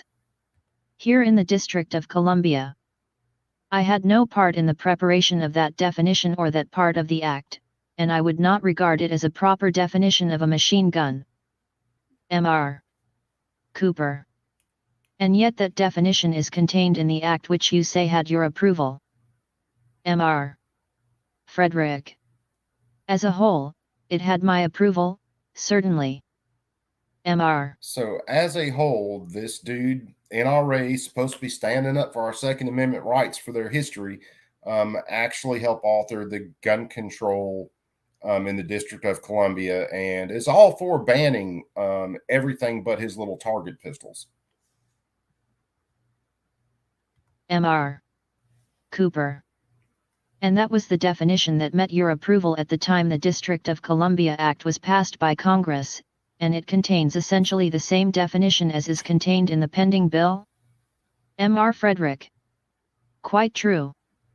My approval of that act was a general approval, of course, and I may very well have had one or two mental reservations as to minor portions of it.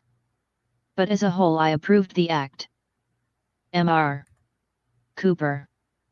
Passing on to other phases of this bill, will you please point out the other objectionable features that you have, briefly, and without elaborating to such great extent? Just point out to us what you think the additional objectionable features are to the pending bill. M.R. Frederick. The bill makes no provision whatever for an exception of antique or obsolete weapons. I happen, and there are thousands of other people who happen to be the owner of obsolete weapons. They are pistols within the definition of this act. Theoretically, they might be used, but I have never heard of one being used in the perpetration of a crime. They are found in the museums and in the collections of private collectors. You cannot imagine a hold-up man using a flintlock, or a wheel-lock pistol. Mr. I don't know if our Democrat buddies actually successfully pass some of their gun control bills. That's all we'll be left with, and I guarantee you, criminals will use them. Mr. Lewis. How far back would you go in point of time to draw the line between antique and present-day weapons? Mr. Frederick. I would say that we should accept obsolete or antique pistols possessed as curiosities or ornaments. I think there should be an exemption relating to such collections, and I may suggest that if I had. Now, the grounding of this is actually where you get the whole curios and relics FFL. I think there should be an exemption relating to such collections, and I may suggest that if I had, as I have, 300 or 400 or 600 such old weapons, and if I happened to move my residence to New Jersey. Under this bill I would have to get a separate license for every one of those 300 or 400 or 500 weapons, in order to legally transport them to New Jersey. The chairman. If that were taken care of, would that remove your objection? Mr. Frederick. I may remind you that the business of numbering weapons is a modern device and it is not found in the older weapons. It is impossible in the case of many of the older weapons to comply with the terms of this. Yeah, you're right, G23. I mean, and we all know it. If they banned every single modern firearm, the only people that would have them then would be the criminals, because they're not going to turn them in or obey the laws, and they're going to keep being criminals and preying on anybody that they think they have an advantage over. It is impossible in the case of many of the older weapons to comply with the terms of this bill by giving the descriptive numbers. I have dozens and hundreds of weapons and I cannot tell who made them. And remember, the whole serial number thing on firearms, when it came to manufacturers, they serial numbered firearms just to track them through the manufacturing process. It was not required by the government for them to serialize them. Serial numbers weren't required on firearms in the United States until, I think, 1968. I have dozens and hundreds of weapons and I cannot tell who made them. There are no distinguishing marks upon them. They were made by hand up until a little more than 100 years. Goddamn, he needed Ian from Forgotten Weapons to go through and look at his collection and tell him who all his guns were made by. They were made by hand up until a little more than 100 years ago. Mr. Dickinson. I will ask you whether or not this bill interferes in any way with the right of a person to keep and bear arms or his right to be secure in his person against unreasonable search. In other words, do you believe this bill is unconstitutional or that it violates any constitutional provision? Now, another thing to mention in here, this is a House Ways and Means Committee. I think there were like 13 Democrats on this committee, 9 Republicans, and 1 progressive. And most of the Republicans on this committee are weak as fuck. As a matter of fact, one of the guys who actually comes in and makes some really good points is a Democrat, Mr. Vinson, in this hearing. And later on, he was a judge, then became a politician, a congressman, and then later on went to go on the Supreme Court. He is about the only one who's seriously asking some very pointed questions and drawing out the parts of this bill that are just going to affect law-abiding people. Dickerson asked a good question here. I forget whether he really hangs in there throughout the entire series of the hearings. I need to poop. Yeah, these hearings. I will ask you whether or not this bill interferes in any way with the right of a person to keep and bear arms or his right to be secure in his person against unreasonable search.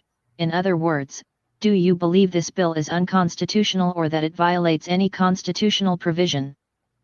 Mr. Frederick. I have not given it any study from that point of view. I will be glad to submit in writing my views on that subject, but I do think it is a subject which deserves serious thought. Mr. Dickinson. My mind is running along the lines that it is constitutional.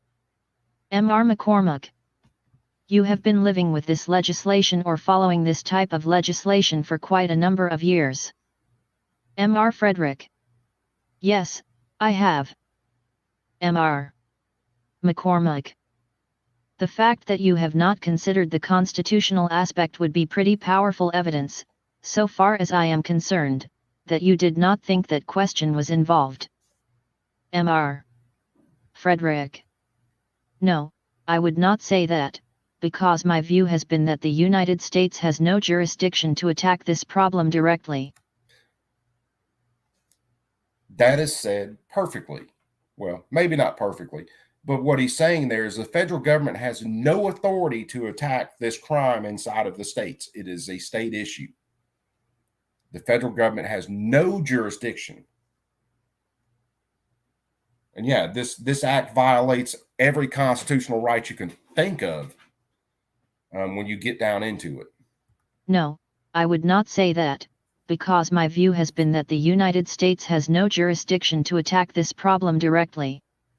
I think that under the Constitution the United States has no jurisdiction to legislate in a police sense with respect to firearms. I think that is exclusively a matter for state regulation, and I think that the only possible way in which the United States can legislate is through its taxing power, which is an indirect method of approach, through its control over interstate commerce, which was perfectly proper, and through control over importations. I have not considered the indirect method of approach as being one which was to be seriously considered until the bill began to be talked about. Mr. McCormack. You would not seriously consider that there was any constitutional question involved in this bill, would you? Mr. Frederick. I think this bill goes pretty far for a revenue bill in the direction of setting up what are essentially police regulations. Mr. In other words, the federal government has no power to do these things, but you assholes are using your taxing power to effectively set up police powers. And yes, it is an end run around the Constitution. Mr. McCormack. Congress possesses the power, if it is required, to exercise the taxing power for the regulation of social purposes. Mr. Frederick. I know, and it has been frequently exercised, and I suppose that Congress can pass, under its taxing power, what are in effect regulatory statutes, as it has in many instances, such as the acts relating to oleomargarine and other things. Mr. McCormack. I quite agree with you. The thought in my mind was the fact you had not considered the constitutional phase, and being the student you are, and following this particular type of legislation as closely as you have, it would be a powerful piece of evidence, and at least I would draw the inference that you did not think the question was seriously involved. Mr. Frederick. I may say that approached as a taxing proposition I am personally of the opinion, as a lawyer, that Congress may legislate in the way of taxing certain transactions with respect to firearms. That, I think, is clear. Mr. And see, there were already taxes as far as some firearms transactions, excise taxes and stuff like that. So Congress was already taxing some firearms. The deal with this is these taxes became prohibitive. That is where Congress oversteps its bounds. That is where they bump against the Constitution. What's up, T for Texas? Mr. Lewis. Mr. Frederick, the automobile is a dangerous, even a deadly instrument, but never intentionally a deadly instrument, of course. States uniformly have taken notice of the danger. Now, do we not see now that leftists that are attacking guns are trying to equate firearms with automobiles, with taxes and insurances and all that? Again, their fucking arguments never change. States uniformly have taken notice of the danger to the innocent pedestrian and others involved in the use of the automobile. They have set up around the privilege of its ownership and operation a complete regulatory system consistent with reasonable rights to the use of the automobile. Approaching the subject of firearms, would you not consider that society is under the same duty to protect the innocent that it is with regard to the automobile, and that with a view to the attainment of that result? The person who wishes the privilege of bearing firearms should submit to the same regulations as rigid as the automobile owner and driver is required to accept. Mr. Now, again, paying attention to arguments for gun control, have we not heard that same argument in recent times? I've probably heard it in the last month or so. But yeah, it's right and privilege. Our rights restrain the government. A privilege is something that the government can rescind. There's a difference in between rights and privileges. G23 is perfectly on point. Mr. Frederick, you have raised a very interesting analogy, one which, to my mind, has a very decided bearing upon the practicability and the desirability of this typo of legislation. Automobiles are a much more essential instrument of crime than pistols. Any police officer will tell you that. They are much more dangerous to ordinary life, because they kill approximately 30,000 people a year. The extent? That number hasn't changed too much in our time as far as automobile deaths. When you look at population, look at automobiles, cars, trucks, all that, that number really hasn't changed. They kill way more people than guns do every single year. The extent, so far as I know, to which the government, or the Congress, has attempted to legislate is with respect to the transportation in interstate commerce of stolen vehicles, which apparently has accomplished very useful results. The rest of the legislation is left to the states, and in its effect and in its mode of enforcement, it is a wholly reasonable and suitable approach, because, if I want a license for my car, I can get it in 20 minutes, by complying with certain definite and well-known regulations. Mr. Lewis. And qualifying. Mr. Frederick. And qualifying, yes, sir. I do not have to prove I am a driver in order to get an automobile license. I do in order to get a personal driver's license, of course. Complying with the regulations. I get that automatically, as a matter of course. If I want a pistol license, and I have had one for a number of years in New York, it takes me 6 weeks to 4 months to get that license, and it costs me an enormous amount of personal bother and trouble. The difficulty in a sense is in the manner of administration, and we know that that which is oppressive can be put into the administration much more effectively than into the law. It is the way the thing works. I have no objection, personally, to having my fingerprints taken, because my own fingerprints have been taken many times. But I do object to being singled out with the criminal element and having my fingerprints taken and put in the Bureau of Criminal Identification because I like to use a pistol or because I may need one. Yeah, one of the things in this bill was to be able to own a firearm, much like a couple of acts that are in Congress right now. You had to submit to the background check. You had to submit fingerprints. You had to be put into a database. The guns had to be registered. But I do object to being singled out with the criminal element and having my fingerprints taken and put in the Bureau of Criminal Identification because I like to use a pistol or because I may need one for self-defense, whereas automobile owners are not fingerprinted and are, as a class, a much more criminal body, from the standpoint of percentage, than pistol licensees. The Chairman. Do you make that statement seriously? Mr. Frederick. Yes, sir. The Chairman. That the ordinary man who owns and operates an automobile is more likely to be a criminal than the man who arms himself? Mr. Frederick. You have not kept the sharp lines of distinction. The Chairman. They are too sharp for me to grasp. Mr. Frederick. I said pistol licensees, those who have gone to the trouble of securing a license to carry weapons, are a most law-abiding body, and the perpetration of a crime by such a licensee is almost unknown. That's kind of like today, right? There are very few crimes committed by people who carry guns legally, but plenty of people who drive cars commit crimes. I said pistol licensees, those who have gone to the trouble of securing a license to carry weapons, are a most law-abiding body, and the perpetration of a crime by such a licensee is almost unknown. The chairman.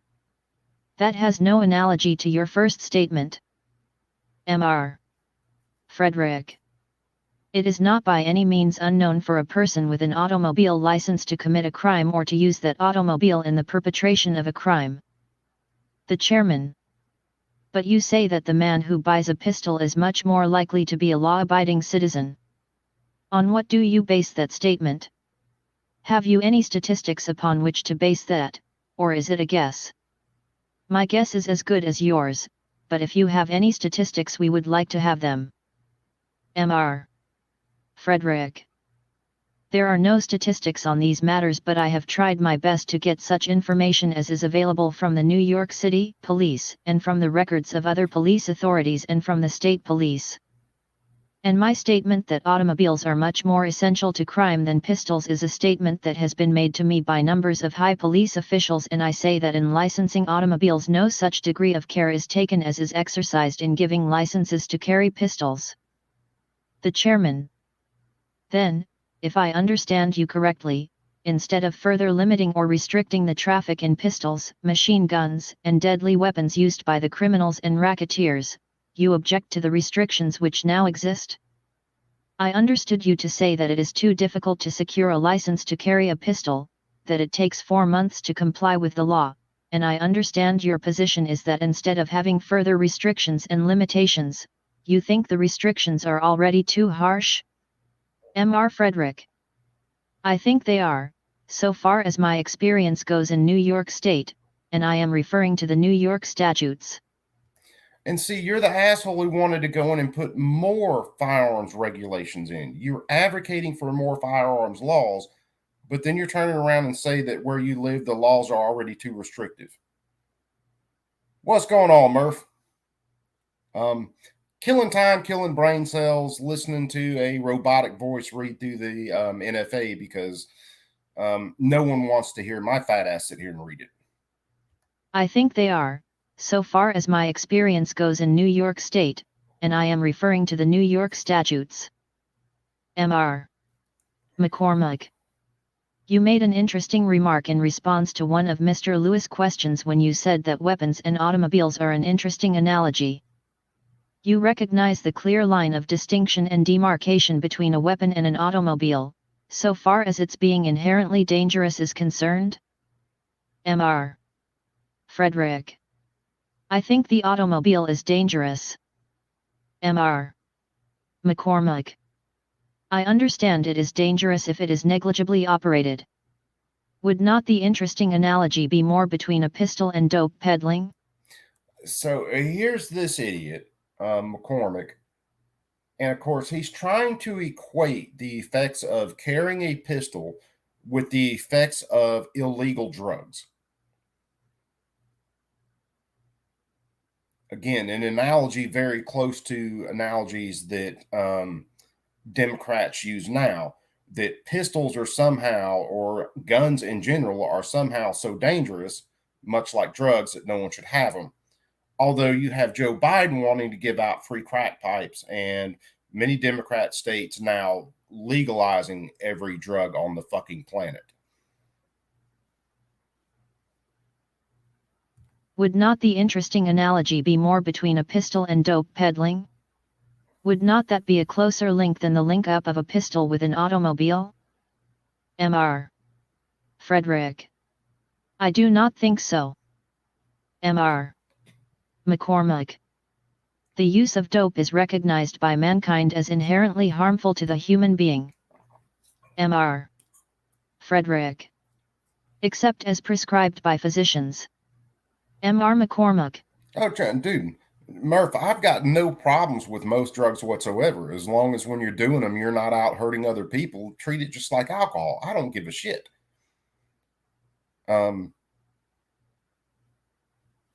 What I'm getting at is their argument saying that guns are somehow this lethal thing, that merely you carrying one should make you a criminal. That pisses me off.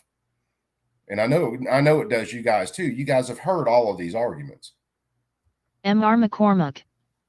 That is the exception, but, as a general rule, it is recognized as inherently dangerous. The same applies to weapons, they are recognized as inherently dangerous. Mr. Frederick. I do not think so. Mr. McCormick. What do people buy weapons for? Mr. Frederick. People buy weapons for several purposes. One is for the protection of the person or property. Mr. McCormick. That class of people have no fear about reasonable license requirements. Mr. Frederick. Not reasonable requirements. Mr. McCormick. They have no fear of reasonable regulations as to licenses, if the weapons are necessary to meet a challenge to organized society. Mr. Frederick. They buy pistols also to use for the purpose of training, in the event of military necessity. Mr. McCormick. Those persons need not fear reasonable regulations. Mr. Oh yeah, dude, you can bet, and we've talked about it before, you can bet binary triggers are on the chopping block.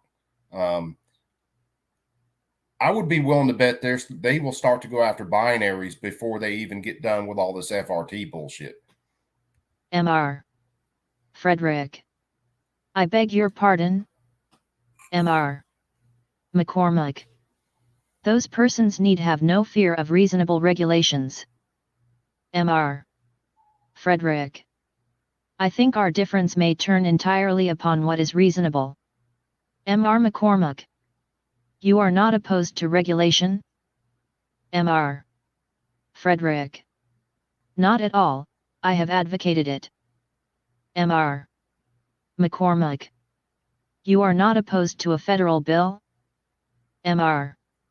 Frederick. Provided the bill will accomplish useful results in the suppression of crime, I am heartily in favor of it. Mr. McCormick. You have given two groups who buy pistols. Mr. Frederick. Another group is those who indulge in the use of pistols in connection with sports. Mr. McCormick. That group need not fear any proper regulation. Mr. Frederick. Any difference that we may have, and I do not know whether we have any, turns on the question of what is reasonable. Mr. McCormick. I agree with you, you and I have a meeting of the minds on that. What other group is interested? Mr. Frederick. At the moment I do not think of any. Mr. McCormick. Then there is the criminal group. Mr. Frederick. Yes, and that is the one group we are after. Mr. McCormick. That is the only group who would object to regulations. Nope, I would completely object to regulations. I object to regulations now. That is the only group who would object to regulations. Mr. Frederick. Yes, and it is the only group that has never been touched. Mr. Lewis. In your study of the state regulatory systems, have you found that they provide that men who have been convicted of crime shall not have licenses? Mr. Frederick. They have, and that is a provision of the Uniform Bill. So this is where the Uniform Bill that was done in the District of Columbia and picked up in some other places, this is where you end up with the concept of this prohibited person. And this is where you end up with the expansion of the definition of prohibited persons, although I don't think it really made it into legislation until after the 34 NFA. They have, and that is a provision of the Uniform Bill. Mr. Freer. We have spent about an hour and a half on this matter and we have gotten only to page 3. We want your objections to the bill. All this discussion is very interesting, but why not point out the difficulties in the bill? Mr. Frederick. I am afraid that merely running over a brief list of objections is not going to accomplish much. Mr. Freer. Do you not want to be heard by the committee? Yeah, dude, the stuff that's going on in this country is insane right now. But in actuality, it's just a continuation of what's been happening since the country was founded. It's just that snowball rolling downhill, getting worse and worse and worse. Do you not want to be heard by the committee? Mr. Frederick. I am anxious to be heard. Mr. Freer. Can you point out, without interruption, the provisions to which you object? Mr. Frederick. In my opinion, the provision for fingerprints will not accomplish what is desired. Mr. Freer. Suppose we strike that out. Mr. Frederick. I would like to mention that the bill relates to the taking of fingerprints and refers to corporations, associations, and partnerships. I do not know how the fingerprint of any officer of such an association or corporation can have value. Mr. Freer. Admitting your answer is correct, that is not serious. What is your next objection? Mr. Frederick. I am quite concerned about the amount which is suggested on page 8, line 16, for a permit to transport in interstate commerce. Mr. Freer. What would you recommend for that? Mr. Frederick. I think, inasmuch as I deem the primary purpose of this bill to be purely regulatory, that ought not to be burdensome. I should make it as nominal as possible. It seems to me that 25 cents is ample. I'm a bad influence. Mr. Freer. Or 15 cents. Mr. Frederick. 15 cents or 10 cents, or anything which will not prevent compliance with it because of its burdensome nature. Mr. Freer. What is next? Mr. Frederick. There is no provision in the Act covering the situation of an owner of a weapon who loses this stamped order. As I see the operation of the bill, it will mean this: when a manufacturer sells a weapon to a jobber, he gives a stamped order. When the jobber sells the weapon to the retailer, assuming we still allow jobbers to exist, he gives a second order together with the first.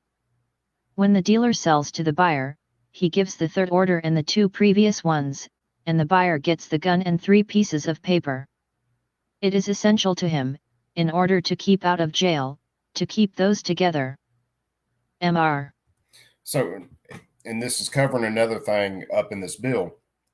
Every time a firearm changed hands, because everything had to be registered, every time a firearm changed hand, there had to be a written order that had to be kept with that firearm. So just from the manufacturer to the end user, the initial end user, you had like 3 pieces of paper that you had to have with that firearm at all times. If you didn't have those pieces of paper with you, well, then you could get arrested. There was what you call presumption. You were presumed to have an illegal firearm, and you go straight to jail, and you have to fight it in court. This is insane. It's pure insanity.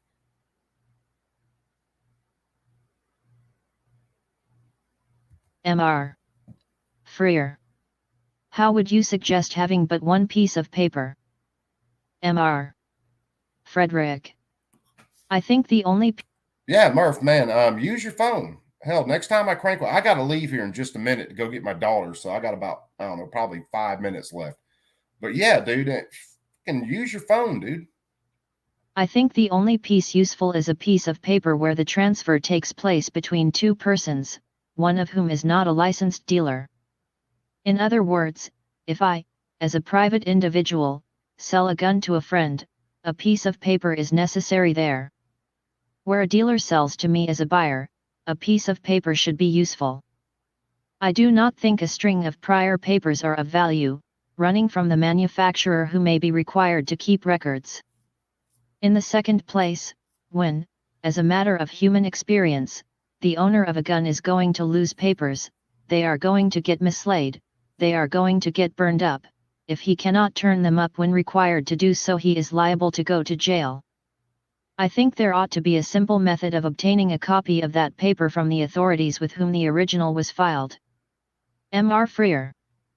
We might attach a number plate to the pistol like we do to the automobile, as small as is necessary, and have that be evidence of the privilege of transfer. You only want one? Mr. Frederick.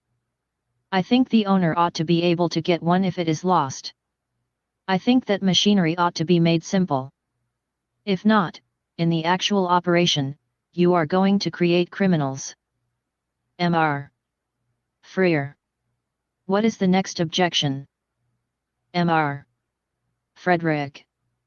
On page 7 it says, whenever on trial for a violation of this section the defendant is shown to have or to have had possession of such imported firearm, such possession shall be deemed sufficient evidence to authorize conviction unless the defendant explains such possession to the satisfaction of the jury. Mr. Freer. That is taken from the other act. Mr. Frederick. I do not understand why it should be necessary for such a person to go to trial. Mr. Freer. You think that language is too loose? Mr. Frederick. Too loose and too drastic. Mr. Freer. You might write a substitute, we want your suggestions. Mr. Frederick. I am skipping around somewhat, as I am sorry I have to do.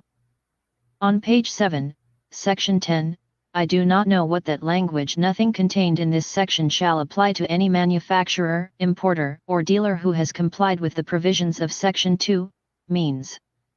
I suppose that means that he has taken out a license. Mr. Freer.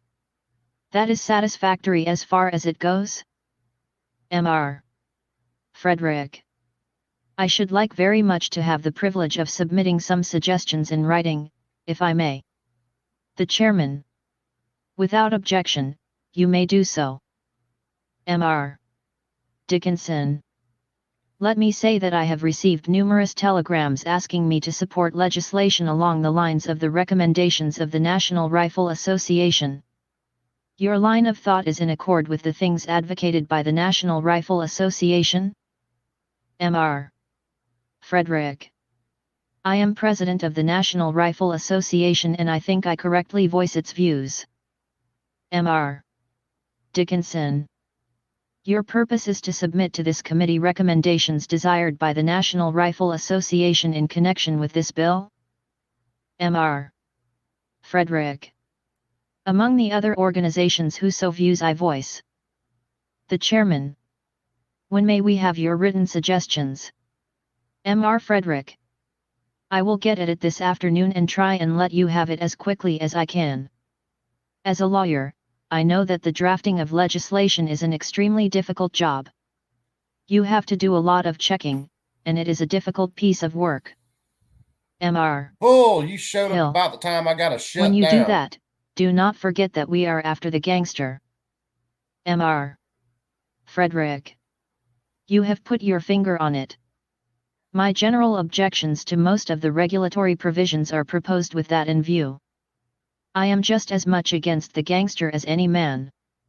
I am just as much interested in seeing him suppressed, but I do not believe that we should burn down the barn in order to destroy the rats.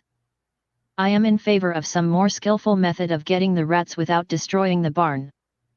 In my opinion, most of the proposals the regulation of firearms, although ostensibly and properly aimed at the crook, do not reach the crook at all, but they do reach the honest man.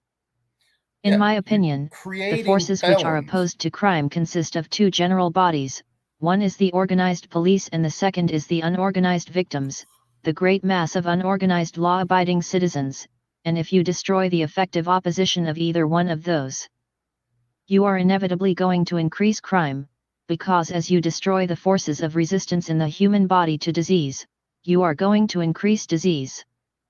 So, by destroying the resistance of any body which is opposed to crime, you are going to increase crime.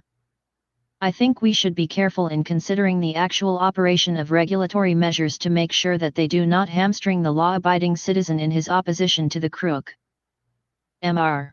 Now, again, This is a dude who actually proposed legislation to restrict firearms or to put more restrictions on firearms. But then he turns around and he says what we all say. The armed populace is a deterrent against crime. If you disarm the population, the criminals will still have their guns and they will just commit crimes more freely. This dude from the NRA, I do not get. He makes some good points every once in a while. And then in other times, he's like, well, I don't believe in carrying pistols all the time. And it's like a fucking circle jerk.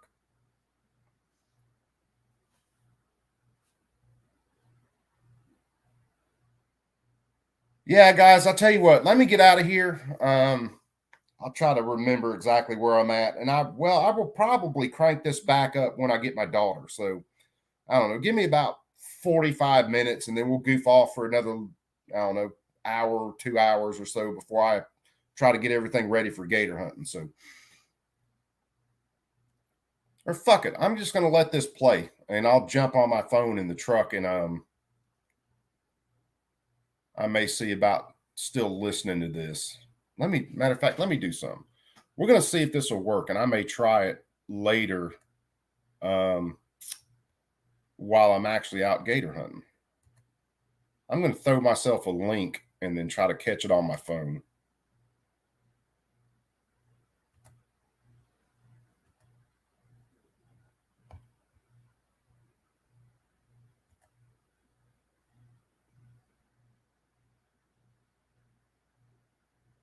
La, da, da, da, la, da, da, da.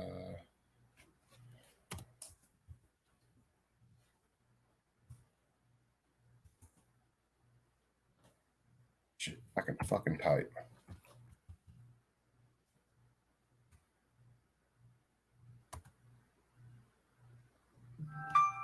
We'll try that this way.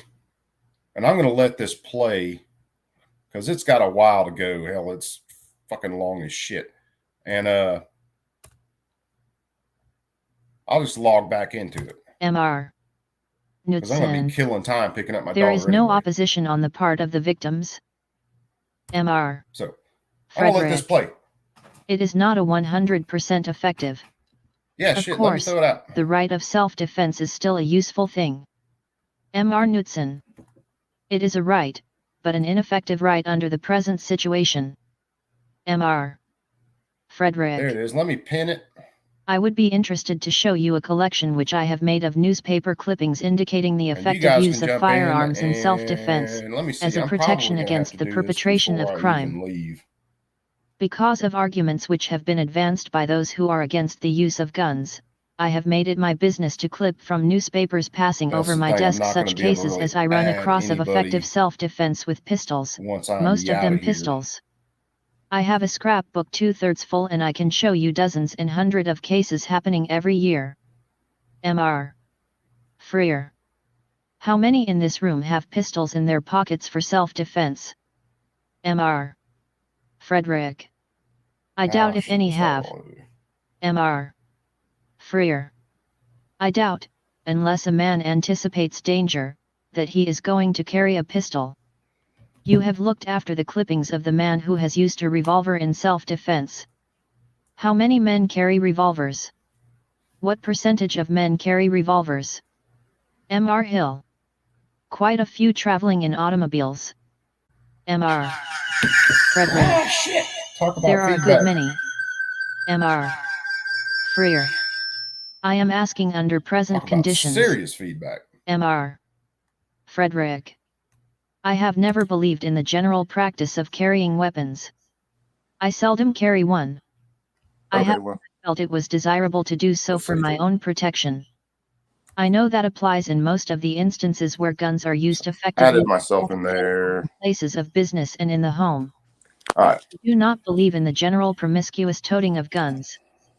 I think it should be sharply restricted and only under licenses. The chairman. When did your...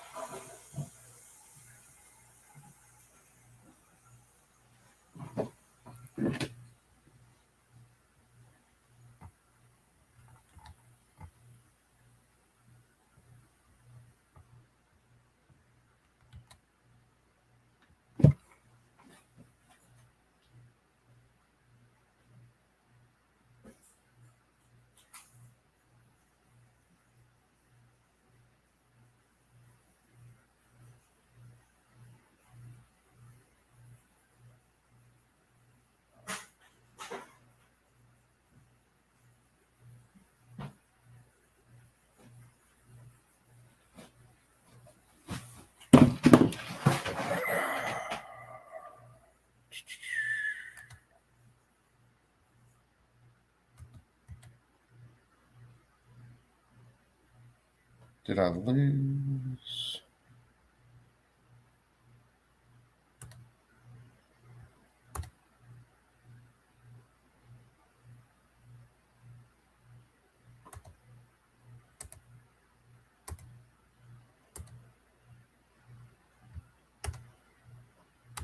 Person who has knowledge of the subject.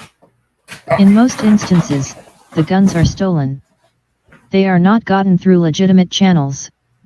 Dillinger stole his guns. I have a half-dozen cases where guns have been used in prisons to effect a break. We have had that in New York, and all over the country.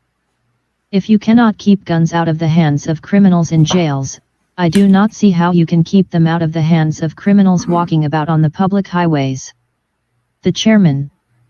If that be true, then the laws of the various states of the Union dealing with the subject are not accomplishing a good purpose because they do not put them all out of business. Mr. Frederick. I do not take that view of it at all. I believe in regulatory methods.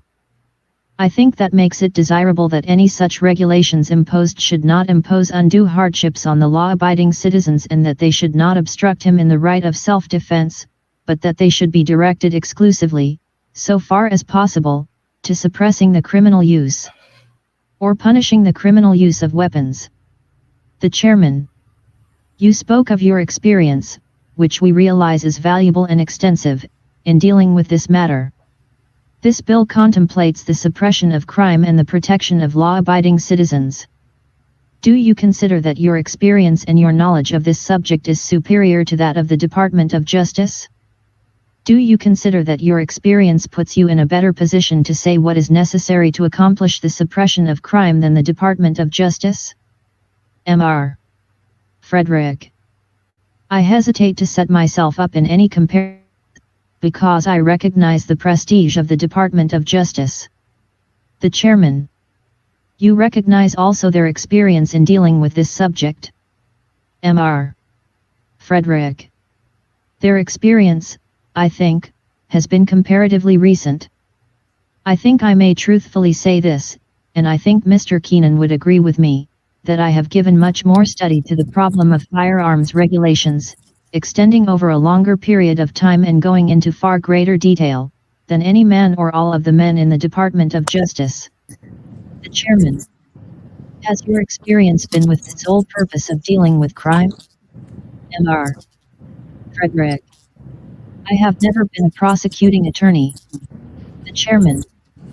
One of the purposes of the Department of Justice is to deal with crime. Mr.